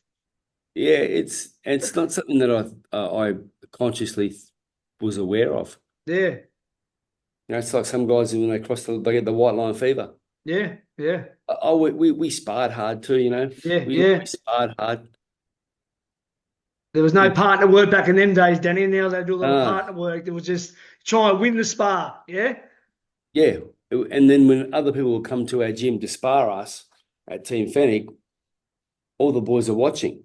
Yeah. You can't let a bloke, and because everyone would come there because we had that reputation of being as being a kind of a marquee fighter gym in Australia. And with most people, more good fighters than any other gym in the country. Yeah. There's fucking a lot of good fighters in a lot of gyms, but we had so many in one gym. In one gym, yeah. So sparring was a war, mate. If someone come over and they try to put it on one of the guys that was in our gym, then that guy there, he was expected to step up and not lose. You defended Team Fenech, 100%. Although we did often. Yeah. That was the mentality. That was the attitude. Yeah, no, 100% I agree. It's our gym. You come in, that's right. Yeah, yeah. So that's how I've always fought. Yeah, 100%. And it's nothing personal either. Nah, as I said, Danny, you're the sort of guy to have a beer with a bloke afterwards, but while you're in there, you're there to do damage, mate. There's no playing. Yeah, 100%. So did you retire after winning that title? And that was out of left field, eh? That was, no one expected that. Nah. About 3 months later, I woke up and I had this, my old man was very strong on go with your gut. Listen to your gut, son. Yeah. Your gut feeling, don't ignore it. Yep. I woke up one morning and I had this terrible feeling. I had a terrible feeling in my gut. And I couldn't shake it. I couldn't get to bed. I was in Sydney. I was in Newtown. And Nina and Chloe back home. I was over there training, I think, getting ready to train and prepare for another fight. Yep. I had this terrible feeling. It was like you got to walk away from the sport. You've won the world titles. You've got you've done well financially, better than I ever thought I would ever have done. I didn't expect anything from professional boxing. You're way ahead. You got your health. You got a young child. Something's not right. Fucking walk away. Yeah. I sat with that feeling for about 4 hours, 5 hours. I just couldn't get it out of my gut, and I never stopped thinking about it. The old man said, "Don't ignore a feeling." So then I started getting a bit fucking wigged out. Wow. So it wasn't long. Yeah, I called it. I retired pretty much. The next day I retired. Yeah. Sat on it overnight, and the next day I retired. Yeah. Yeah. No, I believe it. Yeah. Yeah. And at that time, it was the right decision. I felt like a weight had been lifted off my shoulders. Yep. Felt, at that stage, it felt like it was the thing that I just had to do. And how long did it last for, the retirement? Not long, mate. As all fighters, we're entitled to at least one retirement and one. That's all right. I did it once. Not quite like Johnny Farnham. No. I only did it once. All right. So it would have been close to 12 months. Yeah. Close to 12 months.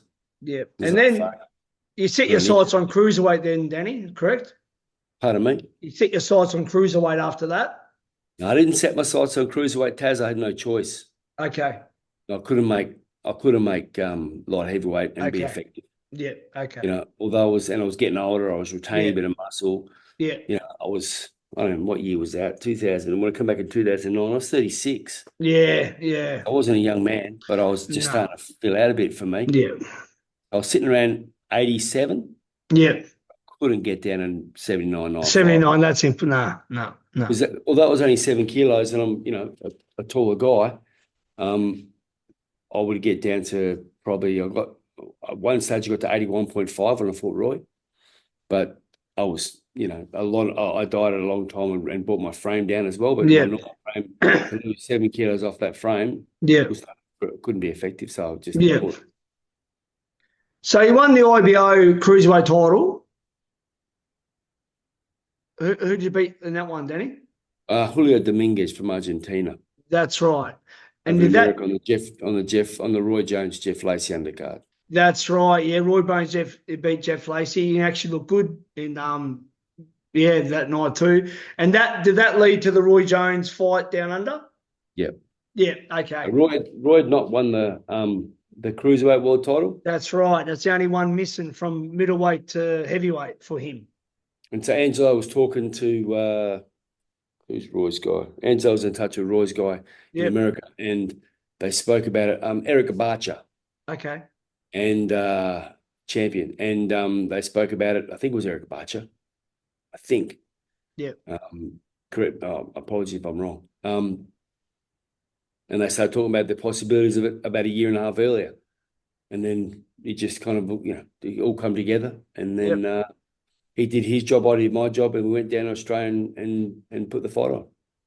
How many was in attendance for that one, Danny? Only 18,000 because it was indoors at Ace Arena. Yeah, that's right. Yeah. So it was packed. And did you, what I've heard you say in the past, did you sort of have to back yourself to, like, were bringing him over and all that, you sort of put some of your own money into it. Is that correct? Or yeah, we had to remortgage my own house, Taz. yeah, Make it happen. You backed yourself to bring arguably the biggest name to ever come to Australia to fight. Yeah, we had to, man. I had to put $2.5 US into a bank account, into a lawyer's account in escrow. Yep. 8 weeks out. Otherwise they wouldn't accept the fight. He wouldn't accept it because they kind of thought John Wirt from Square Ring Promotions, Roy's promoter, they kind of thought we wouldn't be able to do it. Yep. We didn't have the capacity to do it. And so we negotiated well before that and then negotiated America. And then once I won and once Roy won, then we started negotiating properly. And then, but they wanted a guarantee of, X amount of dollars into a bank account just to make sure that we ain't going home empty-handed. Yeah, yeah. A few Cowboys tanked this, I didn't have to worry about it. It was a big worry off my back, mate. But yeah, I fucking backed myself big time. Yeah, and that's a credit to you, mate. And a lot of Aussies should probably, remember that too when it comes to their time. But so, you're a fighter. It doesn't matter, obviously. But did it ever kick in because you would have looked up to him growing up? Like, I'm actually fighting Roy Jones Jr. Or was it just he's an opponent? Doesn't matter who you are. I'm fighting you. How did that come? Yeah. When I first hit him, because I always want to get the first shot off. Yeah. I always try and get the first shot off just so they can feel me, It's usually the jab to the body, that left, up and left. Bang, and I've sunk a jab into his guts, and he wasn't really ready for it, which surprised me. Yeah. It showed me that they'd not done their homework on me. Yeah. They just thought, with all respect, I think Roy was a bit not arrogant. Nah. Well, it's arrogant if you don't study someone. Yeah, yeah. I'd say they did, but I don't think they did. I thought, it's fucking Roy Jones, man. Yeah.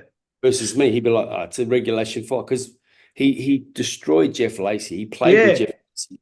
And they obviously look at me and go, well, he's not as good as Jeff Lacey. We'll make it we'll make him piss. Mm. That's what I reckon they thought, unfortunately. But we had different plans. Yeah, of course. He'd only lost once, and his last loss was 12 months earlier. Yeah. Against Joe Sagi. Yeah. Which was he dropped Joe, and that was He dropped Joe and he got beat, but he got beaten, but he wasn't. He lost the fight, but that was 12 months earlier, and that was his last loss. And then he had Anthony Hanshaw, and then he had Jeff Lacey, and then me. Yeah. So I think he thought, this will be a pretty basic kind of fight. He's greens an up and down bloke. Yeah. He's got a bit of power, a bit willing, but should be okay. And then I had a different mindset for that fight, mate. I don't know why. It was the hardest fight that I could have been in against, a guy who was probably suited to for my style. My style would have been tailor-made for him. Big fucking, strong, hard punching fucking guys walking forward on him. He's used to that. Yeah. But I worked on speed, mate. H and I worked on speed. We worked out very early. He's like, H said, if you can't hit him, what's the point of being more powerful? Yeah. Back to speed. So had some really good sparring partners. Far out. Anthony Ice Greenwich. Yep. And he fought Kovalev for the title. Cedric Agnew. Okay. Yep. He later fought for the WBA world or WBO world title, heavyweight title against Cedric Agnew, I think it was. Cedric Agnew against Kovalev. Okay, Sergey Kovalev, really good fighters. Yeah. We kind of said to him at the start, this is what we want to achieve. We had a good 6-week sparring camp with them. Yep. At the start, they were really quick. I was having a lot of trouble. We worked on speed. Yep. At a week out, I was dominating, and I was feeling like I was going really well against these blokes. And they said about 6 days out, they said, man, that was my last sparring session with them. They said, you're going to be able to hit Roy. He said at the start we spoke to each other. They go, we don't think you're going to hit him. When they first came out, like, fuck, this is going to be a big night, a long night. Yeah. And then that's like, and they were genuine because we got on well, and I keep in touch with them and close to the boys. And they went blowing smoke and said, we can't tell you, we're not saying you're going to win, but we know you're going to hit him now because I worked on speed. Hatch and I just worked on speed the whole time. Yeah. Try and be fast enough to hit him. Yeah, well, mate, look, you sound like you peaked at the right time. Having that confidence from your last spar and having them say that, you can't get much better for your mental preparation and think, well, I'm a chance here. Yeah, Taz, I went into the fight. My last pad work was we fought on a Wednesday. Went into my last pad work on the Monday night. Was down at Star Casino. We're staying there because Star, did a sponsorship for the fight and accommodating us. And we're in the gym down there, and I was doing pads. I only 4 rounds pads. That's all I do for my last session. Warm up, shadow a bit, then 4 real sharp, crisp, hard pads with H. Not hard, but like crisp. Yeah. And then not a high work rate, but just Yeah. and just popping. And I just felt like I could have punched for hours. Yeah. I peaked right on. I reckon I peaked right in the night. Now, what I couldn't have chosen a better night for that to happen, because it doesn't always happen, as you know. No, that's right. For the fighters out there listening, it's difficult to get that peak on the night. Oh. I reckon we got it on the night. How often did we leave it 2 weeks ago in the gym? How often does that happen? Like, it doesn't. We all want to peak on the night, but sometimes we leave it a fortnight behind. Yeah, absolutely. I'm guilty of that, mate. Yeah, wow. So you knocked out arguably one of the GOATs, one of the greatest of all time. Arguably can be top 10 pound for pound in history. You knocked out the great Roy Jones Jr. Unbelievable. Yeah, look, Taz, the day of the fight, there was paper clips, who's going to win. Apart from one person, they all picked Roy. It's the day before the fight. Day of the fight, same thing. No one gave me a chance. No. The next day after the fight, Australia's greatest victory in boxing. Yeah. Paper had this, that. Yeah. Saying it was one of the best victories in Australian boxing history. 100%.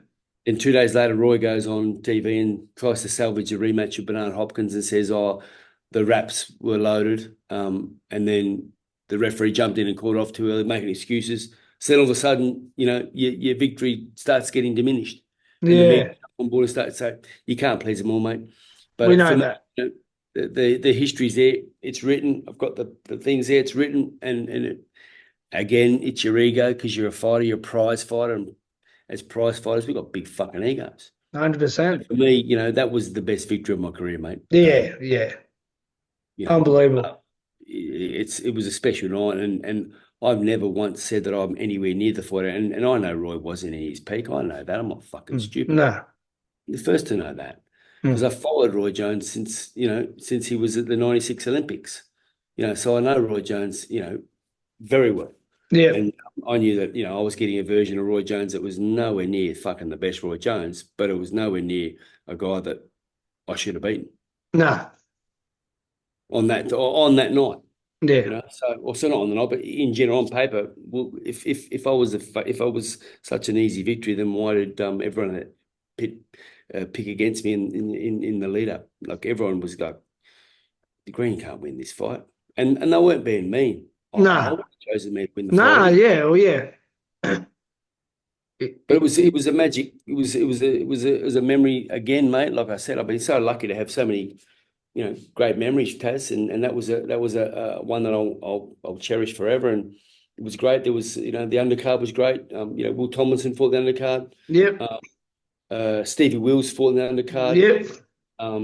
It was an awesome atmosphere in the venue. And it was, was what it was, mate. It's a fucking long time ago, but it brings back some great memories, Taz. 100%, Danny. As I said, mate, everything you've achieved, nothing, no one can take it away from you, mate, because it's done. It's in the record books. And before we finish up, a few other, obviously big names you fought. Obviously, he wouldn't stop talking about you when I met him in Saudi. Antonio Tarver, the Magic Man, he's obviously got a lot of respect for you. And that was a tough night at the office that night too, wasn't it? Yeah, sure was, Taz. It was a tough night, mate. I went into it with probably the wrong head on, and basically he was telling someone where I got back to, he's telling someone I went to throw a body shot at Green, and he literally jumped onto my uppercut and ate it with his mouth. I was so anxious to try and get him out of there and try and win, that he was slick, he was smart, and in round 2 he lifted off my feet with a beautiful shot. He nearly put me out of the ring in round 1. Then round 6 I started kind of coming back into it. I was pretty dazed, and then hit him with a good left rip, hit him with a couple of good shots, and then round 7 hit him with a couple of shots, and I started to get back into the fight and started to come back. And then round 8, hit him with a real good left hook, as he spoke about. He said, I got him with a real good shot. And but then that was it. He clipped me at the end of round 8 again, and that was it. That really shattered me and took me back to where I was kind of in round 2. Yeah. Then round 9, that was it. The bell went. I still swung and still tried to get him out of there, but no good. My brother threw the towel in. Yeah. And it was a matter of time. Like in the next round, I reckon the next round or 2, he would have put me away, and I didn't need it because I wasn't winning the fight. Nah, that's right. Yeah. And again, he showed his class. He was fucking slick, threw some good shots. Yeah. Busted me up. At the end of it, just busted me up. It was just going bang, bang, bang. It was, when I watch it back, I go, fuck, he's good, that bloke. Nah, mate, he fought everyone, mate. A great fighter, Antonio Tarver, and a great person too. Really good. He's a guy. legend, mate. He's a slick dude, and he's a credit to the sport. And like I said, I'm just so glad to see him so sharp. Yeah.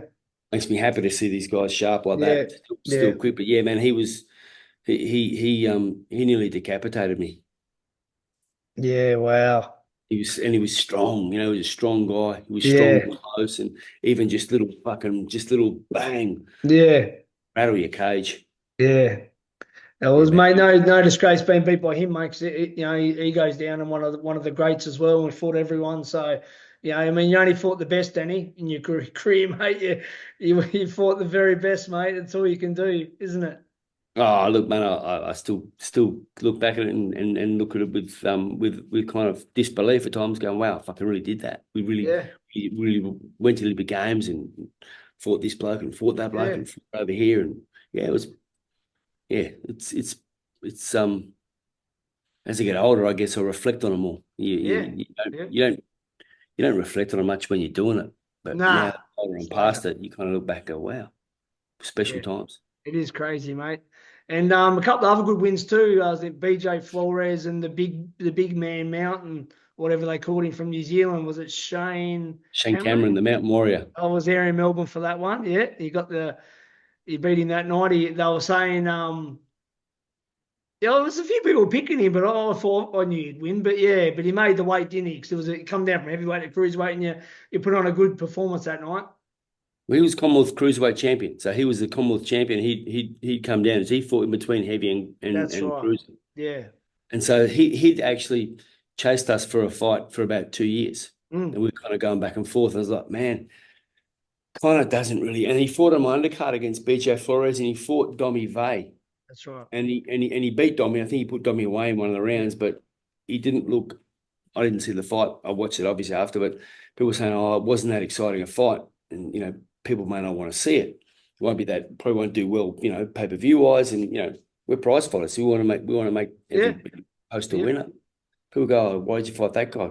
Only because he made more money." He's like, "Yeah, man, it's exactly why." So we kind of. I looked at him and I probably don't know whether it'll go off, and then he kept on doing his thing. I kept on doing my thing, and then he knocked out Monty Barrett over in New Zealand. Yeah, American, New Zealand. And he put Mont Barrett to sleep. And Mont Barrett was the heavyweight gatekeeper at that stage. He was. He was a gatekeeper for the heavyweight division, and Shane iced him in a really exciting knockout. And I went, people will think he'll do that to me. Now we got to fucking fight. That's it. So then we made the fight happen. Yep, beautiful. I think it was a Vodafone Arena or Rod Laver, one of those in Melbourne. I remember. It was down at High Sense. High Sense, yeah, that's right. Yeah, wicked arena, mate. Wicked arena. And met some good people from the venue there. Good people. Psyche Payne. Shout out to Psyche Payne, who was working in the event industry still. She's a gem. She's a rocket, that girl. She was so good to us and all the team. She was cool. After party at Bobby McGee's, I remember. I can't remember it. Yeah. That's where it was. Yeah, right. In Ridges. Yeah. Good memories. Yeah, I really enjoyed that fight with Shane Cameron. It was got a lot of respect for that man. I keep in touch with him. Got a lot of love for that bloke. He's a tiger. He's a real man. Yeah. He's a real man. Yeah. All they are, but Shane's a fucking man's man. Yeah, that's it. And you went out, mate, on your final fight. Again, you got the revenge on your to everyone else, your arch nemesis, Anthony Mundine, Adelaide. We spoke about it before. Massive crowd. Huge. Even though he's both, moved on in your careers, you still, the Green Mundine name, packed it out again, and it was unbelievable. Yeah, yeah, it was pretty bizarre to do all that so much later. And How many years later was it? Almost 11, Taz. Wow, geez. Yeah, long time, mate. Yeah, it just Long shows time the between star drinks. power of both of you guys, though. I mean, so much boxing since then, but put you guys together, and you don't and it's not easy. Like, not many. I mean, people say this, that. People just can't sell stadium fights. Like, it's not that easy. I mean, you got a Hornita Pacquiao and, you know, all that stuff. But the Green Mundine, it just done it again. Yeah, it was pretty wild that we did it again. Adelaide Oval, iconic stadium. You know, just magic time of my life again. And I've waited a long time to square up with Choc. Yeah, yeah. And I would have preferred we'd done it way earlier, but Choc was on a mission to do his thing, and that's his fair play to Choc. He's doing what he's doing. Yeah. And so I would have liked to have done it earlier, but it wasn't to be. No. So I was a month off turning 44. But I was in good nick, and for two old boys, we put on a good fight. Good fight. Bloody oath, yeah, 100%. 100%. We put on a good show for a couple old boys. Remember young Tim Tszyu was on the undercard? Yeah. Yeah. A long time ago, but so it was nice. I would have liked to have gone out on a KO. Would have preferred to go out with a knockout. Nothing personal to Choc. But I would have liked to have gone out with a knockout because I had, my power was enough to knock Choc out and to catch him. But, it's tough. And the first round, Choc should have been disqualified. Simple as that. Should have been disqualified. Both hands were on the referee, pinned my right arm back, and it's history. But, but the vision, the footage is undeniable. That's bizarre. I didn't even get a point taken off and didn't get 5 minutes to recover. I was literally knocked unconscious and wasn't given a 5 minutes to recover. Was you concussed after that, you think? I was nearly knocked out, Taz. Yeah. That's what I'm saying. Yeah, pretty badly concussed, mate. Yeah, it's pretty bad. It is. And then these fucking idiots commentating, protect yourself at all times. They don't know what they're talking about. You strike someone from behind when the referee's pinned your arm there and the other hand of the referee's on your chest and the referee's standing there and the opponent's there. And I'm looking at the referee because he's called stop and my arms are fucking pinned by the ref. Can't strike someone then. So it's unfortunate that those comments are made. Yeah, of course. Qualification. But it was what it was. Yeah. It was what it was. And then I think I remember hitting Choc in the first 30 seconds. I remember going boom and just hit him with a crusty on the head. Like he was down here, just going, just cracked it there. Kind of hit him there. Yeah. I remember his eyes kind of like dinner plates. Kind of he's come up and like, I remember looking at his face. Yeah. I'm like, fuck, what was that? Kind of rattled him. I think that's why he maybe did what he did. I think he was a little bit stunned from that shot. It was a split second mistake. Yeah. It wasn't intentional. It was a split second mistake. But it's a mistake that was disqualifiable, and it was what it was. Yeah. Or at least a point off and a 5 minute recovery, but the referee was out of his depth. He didn't know what he's doing. Yeah, no recovery. Yeah, well, he's put on a good fight, regardless of that, though. And the crowd was happy. We hung in there. We hung in there, and we traded some good shots, mate. Yeah, and you must have been happy to obviously get your hand raised, mate, and sort of all day, Taz, and I guess for me, the people saying that Choc won the fight, he dominated. They obviously can't count. They can't watch. They need visual, some assistance visually. But for me, to have that W in my last fight over Choc, winning, it was a great way to finish my fighting. It was, and I kind of look back now and go, it was probably for both of us, or for me, it was Choc. You're the right guy to have my last fight with. If I could have had a fairy tale finish, it's kind of it. Yeah. I would have liked to go out with the knockout, Tess. Yeah, I know you would. Not personal, not because I love the bloke. I know he's getting on good with talk. Yeah, like he rates you too as a person. He does, mate. He only speaks highly of you and fondly of you. But the Green Mundine, I mean, you just go together though so well. Like you can't talk about one without the other. It's like, it's been beautiful to be able to witness it. and be in that same era as you guys, it's unbelievable. It's like talk about the association with Wilfried Sauerland and those boys in Germany, and Yvonne Michel and the Montreal crew with Luca. Yep. And not so much with Roy Jones because we didn't really get on with these guys, but to Codenassa, I'm very close with Codenassa. Yeah. Yep. So been tight with him for a long time, mate. I love that bloke, mate. He's a good guy. Yeah. He's a very intelligent man. A lot of people don't know him, but they might get the wrong idea. But Coda's all right. Yeah. He's one of the greats, mate. Yeah. He's so sharp. He's like a blade. Yeah. He's as sharp as a blade, that man. He's fucking so intelligent. Yeah. And I love that bloke, mate. He's been he's a guy that I have an immense amount of respect for, mate. His word's his word. He's a stand-up bloke, mate. And to have him and Choc, in our lives, in my life, in my career for so long, those boys completely enriched and enhanced my career and my life, mate. And I'm indebted to them. And Choc and I will always have our differences of opinion as far as who's better. I'm better, Choc. As you realise that, mate, you sleep better. But you both got very similar views, and I'm with I probably don't want to get in political, but I just want to say, Danny, most things that you post and Choc and myself we're on the same page. I think you know what I'm talking about. I'm hearing you 100%, mate. You don't have to be. Don't worry. Don't be worried about saying it, though. Yeah. Don't be worried about saying that. The left are fucking this. Hey, the left are fucking this country. They've ruined Australia. And the left are fucking this country, mate. Yeah, 100%. Yeah, so I'm with you 1,000,000%. I get pulled up a bit sometimes because you've got to be politically correct. But don't be politically correct, mate. Yeah. Fuck them, Taz. Keep doing what you're doing, mate, and speak up. That's it. You need to speak up, mate. Yeah. Because if everyone just sits back and cops it and keeps talking shit, this world's cooked. This country needs a shake up, mate.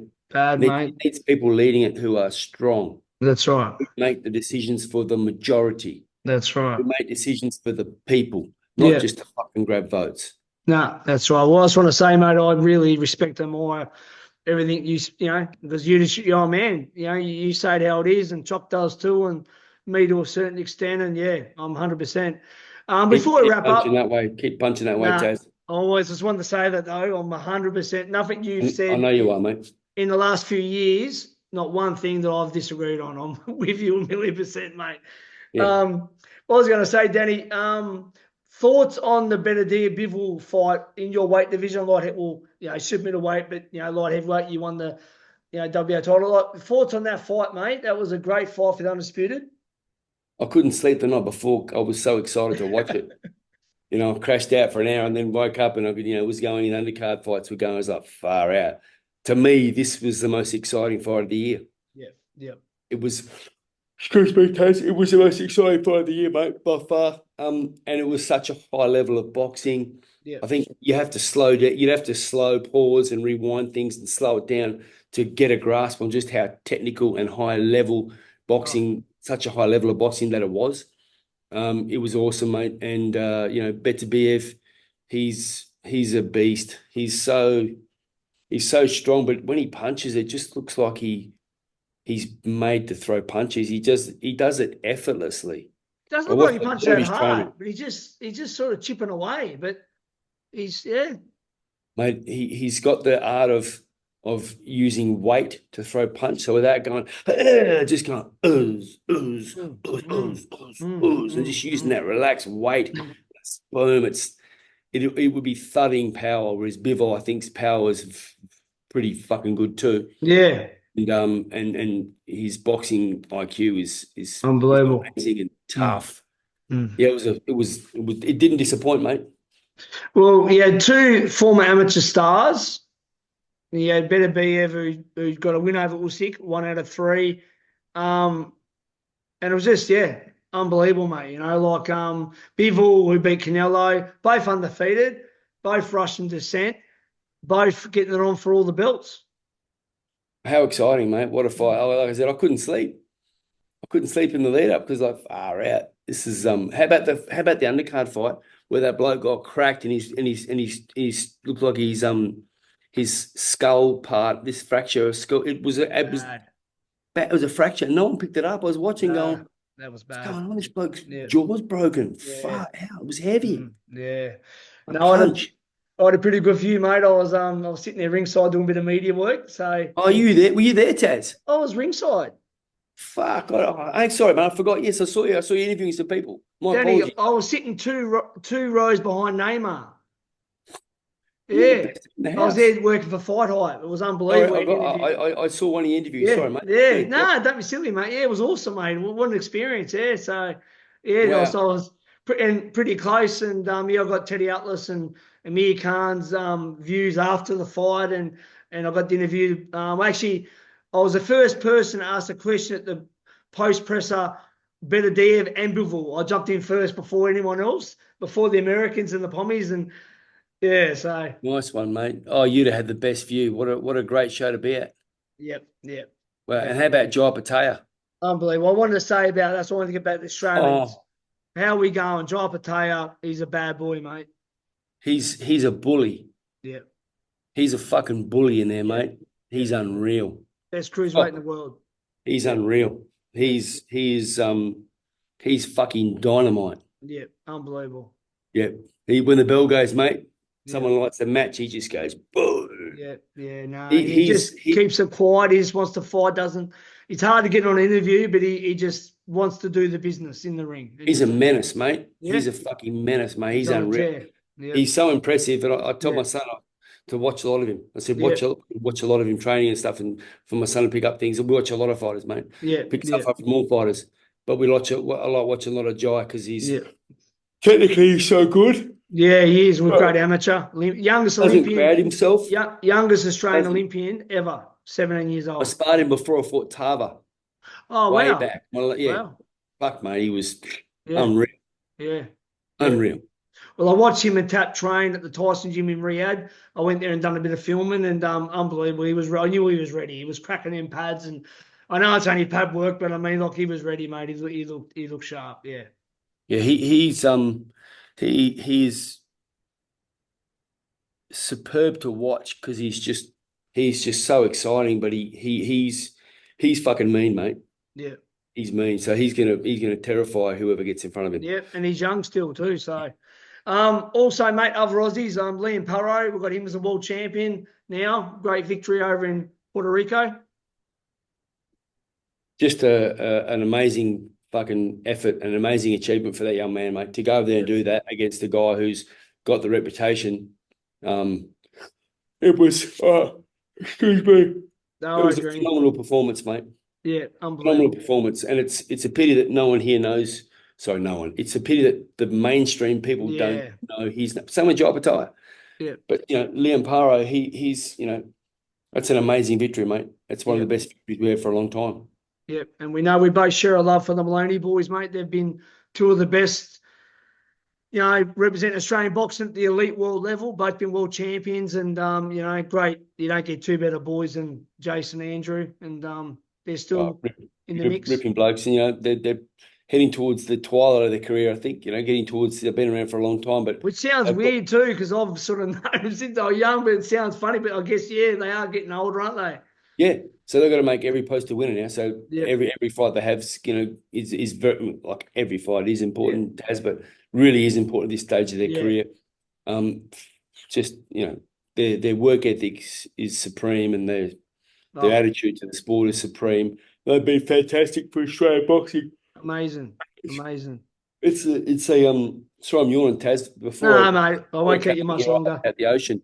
So I hopped out the ocean at 6:41 down at Marshall. Wow. Surf was pumping. Wow. And I realised, oh, fuck, I've got to get out the water. And I didn't have the time. I just guessed because the sun was on the horizon. Wow. But I had another 30 minutes, I reckon. And it was smoking. And I came in, got my car, went, oh, my God, looked at my phone, holy shit. Yeah. Right. That's why I'm tired, mate. I'm yawning. Sorry, buddy. I remember you originally telling me how good the surf was in Tasmania. I didn't even really know because I wasn't from a surfing background, but you was telling me how good the surf is down there. I've never surfed Tasmania, but but you've heard it, yeah. Cause my friend Dustin Hollick, I went to school with him. He's a mad dog. He's a good friend of mine. Dog, mate. Oh, fuck, that bloke charges. He's got a few screws loose, that bloke. Yeah, I But think so yeah, that's why I was tired, mate. So yeah, going back to Maloney's, the Maloney's are they've been supreme fighters for this country, and have achieved both world champions, achieved so much. Sure have, mate. And And they've obviously, still got more in the tank. what George done, mate, being in TO, bringing 3 stadium fights, 2 against Haney, 1 against Lomachenko. I mean, unbelievable. What he's achieved, and the business smarts as well. He's done quite well, which he deserves. Absolutely, mate. He's kicked a couple of major goals. Yeah. Major goals, mate. And he should be very proud of himself. He's got, he's not finished nowhere near it. Nah. He's got a shitload in the tank. But from what he's achieved so far is been fucking monumental. Yeah. Huge. Unbelievable. Yeah. Massive. And so yeah, to get those that night where he beat Tio, everything just come together. And he had the night of his life on the night he needed to. He needed to, that's right. Yeah. Yeah. Again, can't be taken from him. It happened. Yep. Unbelievable. No, undisputed. You're probably most like me, Danny. You're probably very surprised and disappointed. Tell me what your opinion is of Tim Zoo's fight on the weekend. I mean, me personally, I love the guy. He sent flowers when Mum passed and my dad passed. We've got that relationship through obviously knowing his dad for so long, and I was really shattered on Sunday.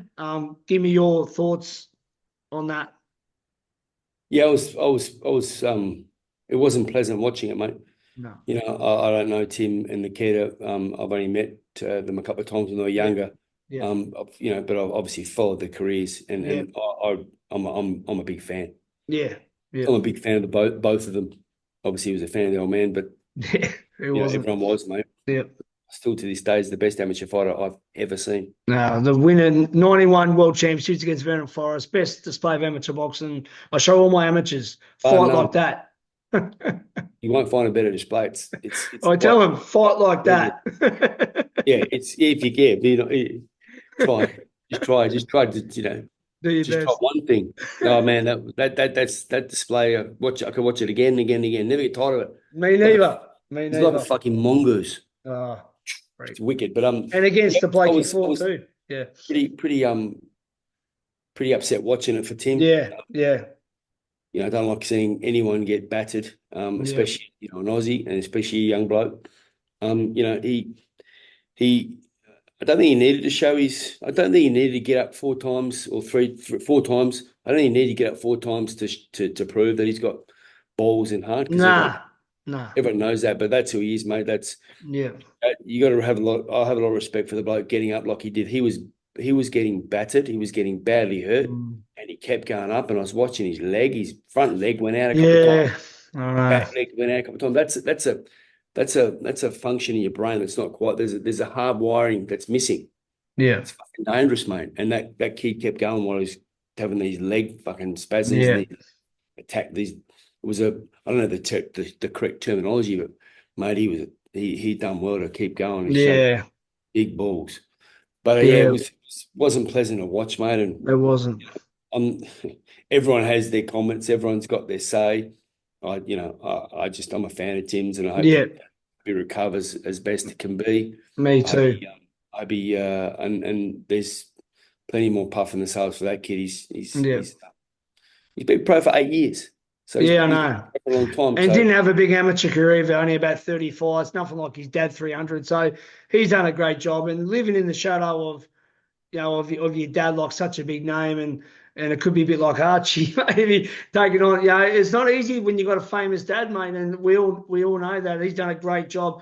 I said to everyone, he's the real deal. After spending some time in Russia with him, when he was only about 6 fights, I said. And people saying, oh, yeah, this mate, he's a great fighter. He's his own man. It hurt me to see him fight with that cut the one before, because I really thought he had that fight early and it probably should have been stopped with a no contest. But then he backs up and fights this guy. He only wants the big name. He wants a Virgil Ortiz. He just is a true old school fighter, a throwback. The Fundora fight, the Terry Inferno fight, should have absolutely been handled professionally. Yeah. But that's the way, that's history. No, and then for him to take on this fella in his next fight, Yeah, but as I said, he's been professional for 8 years. He's had 26 fights. 24 wins, 2 losses now. So 26 fights. He's been pro for 8 years. Yeah. It's not like he's got no more to he's not an up and comer. He's there. The big fights are where he needs to be, because that's where he's at. Yeah. He's a big fighter. Yeah. He's a big name fighter. So man, I love the way he fights. He's just he's very entertaining, mate. And he's been nothing but respectful and positive for the sport of boxing. Oh, mate, he's one of the guys that's really, boosted Australian boxing, and and obviously everything they're doing, he's been great, and now with Nikita, they're definitely ones that are watching. Yeah, he'll bounce back. I know he will. What a fight cracker Nikita is. Oh, he's not all there, Danny. You and him actually get on well. He's a pisser, eh? I love him. You two get on well, mate. I tell you now, a party with used to, Jesus. What's that? A barbecue with used to, Jesus, look out, because it reminds me of you a little bit loose. He's a pisser, mate. I like his style, and I love the way he fights. He's a tiger. Yeah, no, he's a different package to Tim. He is very different, which is good. Me. Yeah, that's good. Right. Yeah. No, I think Tim will bounce back, mate. Yeah, and, I do too. He's there. He's where he needs to be. He can fight again in the big fights because he's a big name fighter. 100%. He's himself that, and I haven't got anything to do with the boys, but I imagine his work ethic would be superb. It is. Yeah. Well, he goes to America 8 to 10 weeks before every fight, Danny. So I mean, he's over there not for a week or two sparring. He's over there full time. So he doesn't play. Before we go, mate, let's talk about your son Archie, mate. He's with you, your little sidekick everywhere you go, and he looks like he's throwing them all right, mate. Is there a future in boxing for him? Are you going to have a crack or? Oh, mate, I love that bloke. He's just a beauty. Yeah, we're attached at the hip. Love my daughter as well, but because my daughter lives with him or he's with us. So we train a lot, mate. He keeps me young. We train a lot. Yeah. Okay, and now I wanted him to, I guess for me, Taz, in my household, being fit, strong, willing, and able is non-negotiable. Yeah. You don't have to compete, you don't have to fight, but you need to know, if you have to, that you're not useless. You're fucking capable, and you're willing, and you're able, and and I hope he never ever has to use it. Yeah. But fitness and being healthy is non-negotiable in my house, mate. But he wants to fight. He's been wanting to do it since he was a kid. Yep. And I pushed him and pushed him and pushed him and pushed him, and he keeps coming back for more. He keeps me young because we train a lot, and I'm just introducing him all the things that I learned. I'm just showing him the ropes and giving him that guidance, and I love watching him, mate. He spars well. He hasn't fought. He's ready to fight. He could fight tomorrow. He's ready to fight. How old is he? He's 17 in end of December. But he's a boy, mate. He's like me. He's a young 17. Yeah, okay. He won't get strong till 25. Yeah. So I'm in no rush to have him fight because, unfortunately, mate, he's going to have a target on his back. Having we know father who's had success in the sport. It's just the way it goes. Yeah. Fortunately, so I'm not going to let him. I'm not putting him at any disadvantage, mate. Just because I don't have to, mate. A lot of people, unfortunately, in this sport and other combat sports, push people that shouldn't be pushed, or they don't need to push them because that's right. That makes them feel good or look good about him. They feel good about himself. Hey, I'm the fucking trainer. Yeah, I agree. I don't need to do that, man. I've lived it. I'm looking out for this bloke. He's my son. I'm his father first. Right. Yeah, and he's training second. Yeah, that's right. That's right. That's a big difference. I had Benji Birchall. Yeah, like Benji's fought on about probably 4 of my promotions. I'm calling him, mate, Junkyard. I've called it. Yeah? So his nickname is no longer Benji Birchall. It's Junkyard Birchall. Yeah, wow. Mate, so him and Michael Casey. Yeah. Michael Casey. Pete, I know Pete Casey. He was a teammate of mine at Johnny Lewis's. Yeah. Yep. So we've been over there to spar the boys a couple of times. Yep. And also they come over here. So we'll come over here for a week, boys. Come over and train with us for a week, training camp. About 5 weeks. Yep. 4 weeks ago, 3 weeks ago, sorry. And did a lot of sparring with the boys, and it was awesome. But yeah, I've given Benji the nickname Junkyard because he'll eat anything, he'll fucking do anything. Yeah. I tell him to do this, he'll do it 10 times. He just wants to eat it up. He just loves it, mate. Is he as mad as his dad? Yeah. He is. He's a ripper, mate. Him and Michael Kazzy, mate. Little Michael Kazzy, he's a little tiger. He's like talking to an old man. Yeah, he's wow. 14 or 15. And you haven't met him. Yeah. Wow. He's a ripper and a very good young fighter, mate. Another really, him and Benji are both going to be, you'll see them, you'll know their names in the future. Shout out to Peter Kazzy and obviously my brother, our brother Dave Birchall. Before we go, I want to say I've got so much respect for this man. He's one of the greatest trainers Australia's had. He's one of the greatest boxing minds we've had. He's one of the best negotiators we've had. I've got so much respect for Angelo Hyder. What's he mean to you on the journey you've had together? Just explain to me a little bit about Angelo and what he means to you.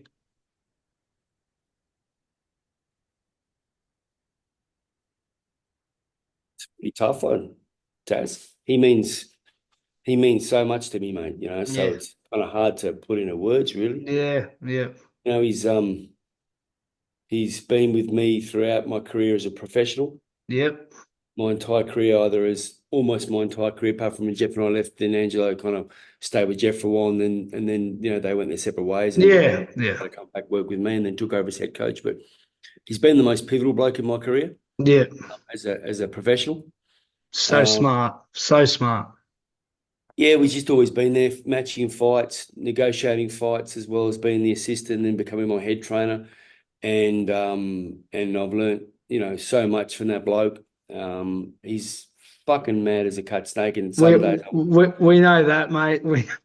Some days I want to put a bottle in his mouth to pipe it up, and he wants to do the same to me, mate. 100%. I know the feelings reciprocated with him too, but we're super close, and he's I love the bloke, and he's taught me so much. But we've been together, and he cares for me. He cares for a lot of people. Yeah. He's fucking mad, and he's old school, and he loves an opportunity. If he can see an opportunity, if he smell an opportunity, mate, he fucking burrows in and has a go. He just wants to make a go of things. He's a goer. Yeah. But he's a very different character to what people would perceive him to be from seeing him on the outside. If you get to know him, mate, he's a very warm person. He's got a lot of caring qualities that, he cares for people. He also, he's in a tough game. Yeah. It's a tough game, mate. It's a tough business, and some things, and sometimes you've got to make tough decisions. They have to be made, mate. But he ain't afraid to make them. Nah. But, but he doesn't go out his way to try and, upset or step on anyone at all.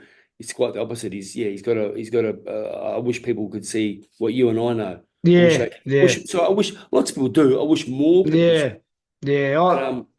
I've always had a lot of time for him, and especially in recent years, mate. Well, times I've been over to America at the same time, and mate, I just really respect the guy as a person, but he's boxing.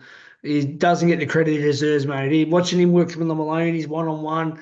He's just on to everything, mate. He's so, he's definitely one of the best this country's had, mate. And in the corner, as I have to tell you, in the corner, he knows what to say, when to say it.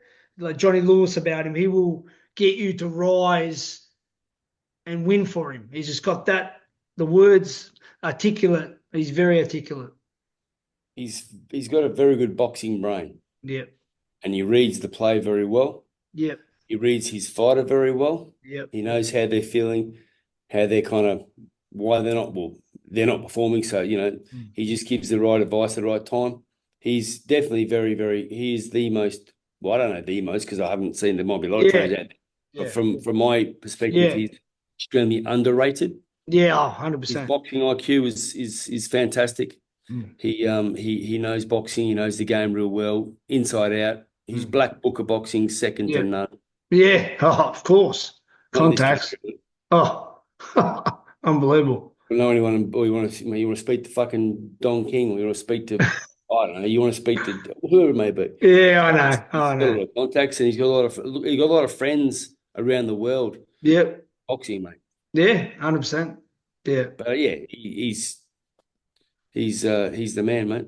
He's the man, H. Yeah. Well, shout out to H.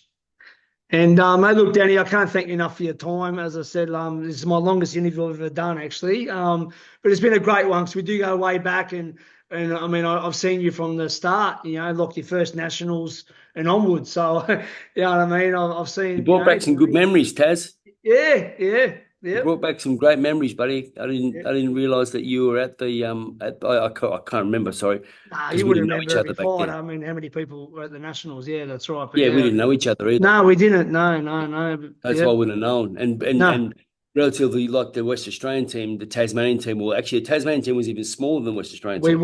We were very small. Yeah. But I mean, probably the smallest team. Yeah. But we held numbers. We held our own. Well, actually, a bit of news for you. You missed out this one, but you were there. Yeah, I think you might have had an injury, but the 98 nationals in Leederville, Perth. Yep. We got best state, most goals. Was Ricky Sullivan fighting then? Ricky, good bloke, Ricky. Yeah, he wasn't at that national anything, but good bloke, Ricky, legend. Champion. Legend. Yeah. Fucking champion, Ricky Sullivan. He's a champion, yeah. But we got the best we got the best state that year, yeah. So mad. Yeah.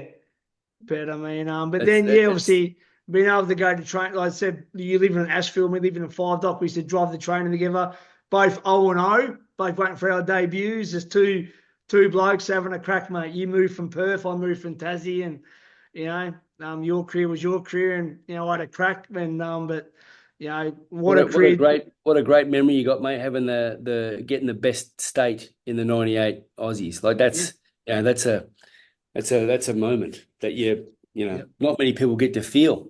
Nah, yeah, we were only small too. We probably had, I don't know, 6 senior boxers, maybe something like that. Yeah. It's a magic achievement, and they're the moments in life in boxing that you remember and you cherish. That's right. Yeah. But as I said, Danny, to be driving the train with you 0-0 and to see what you accomplished in the sport, you know, unbelievable, mate. Hats off to you, sincerely. What a great career. What a legend you are. So I love your views. I'm with you 1,000,000%. And, mate, it's been an honour. And can't wait to see you for a coffee one day, mate. And if you're ever in Melbourne, please hit me up. Yeah, we'll do. I will do, Taz. I appreciate the kind words, mate. Thanks for the respect and the kind words. And it's been, you've ignited some great memories for me, mate. I'll go to bed tonight. I'll probably have trouble sleeping because I'll be thinking about it. And I'm on a high, buddy. So I really appreciate the kind words and respect, Taz. We go back a long way, mate. And, you know, it's just fucking nice, mate, to be able to bounce stories off each other and bring back such magic memories for each other in occasions in our life that, you know, hopefully we'll be roaring about another 20 years. That's right. That's 100%. That's Danny. what it's about, mate. Life's about making moments and making friends and fucking, we're not here a long time. Yeah, that's a fact. That's a fact, mate. So, and I was blessed, mate, to have so many wonderful supporters out there and such wonderful support and such amazing followers. And, you know, like it was, I never dreamed. I dreamt of it, but I never realised it had happened. Be a, a prize fighter on the world stage. It's like far out, man. You know, I still pinch myself sometimes, and blessed and very fortunate, mate. And I'm not religious, but I thank a higher power for being blessed with an ability, and for me to be able to identify that I had that ability, and I love doing it. So I was blessed, mate. So I was, it's not lost on me at all, Taz. No, it's beautiful, Danny. Will you rest up, mate? Good night, my brother. You take care. Appreciate it, Taz. Good to see you. I look forward to catch you. When I'm down in Melbourne, we'll have a cup of coffee and a powwow, mate, and relive some more moments, bud. Done, mate. When I get this put together, I'll send you a copy. You can share it on your platform, and that'd be awesome. Of course. No worries. Danny. Appreciate it. See you, See you, bud. You, mate. Looking good, bud. And look after yourself, mate. Thank you, Danny. God bless you. Thinking of you, mate. See you, mate. Taz. See you, mate. Bye, mate.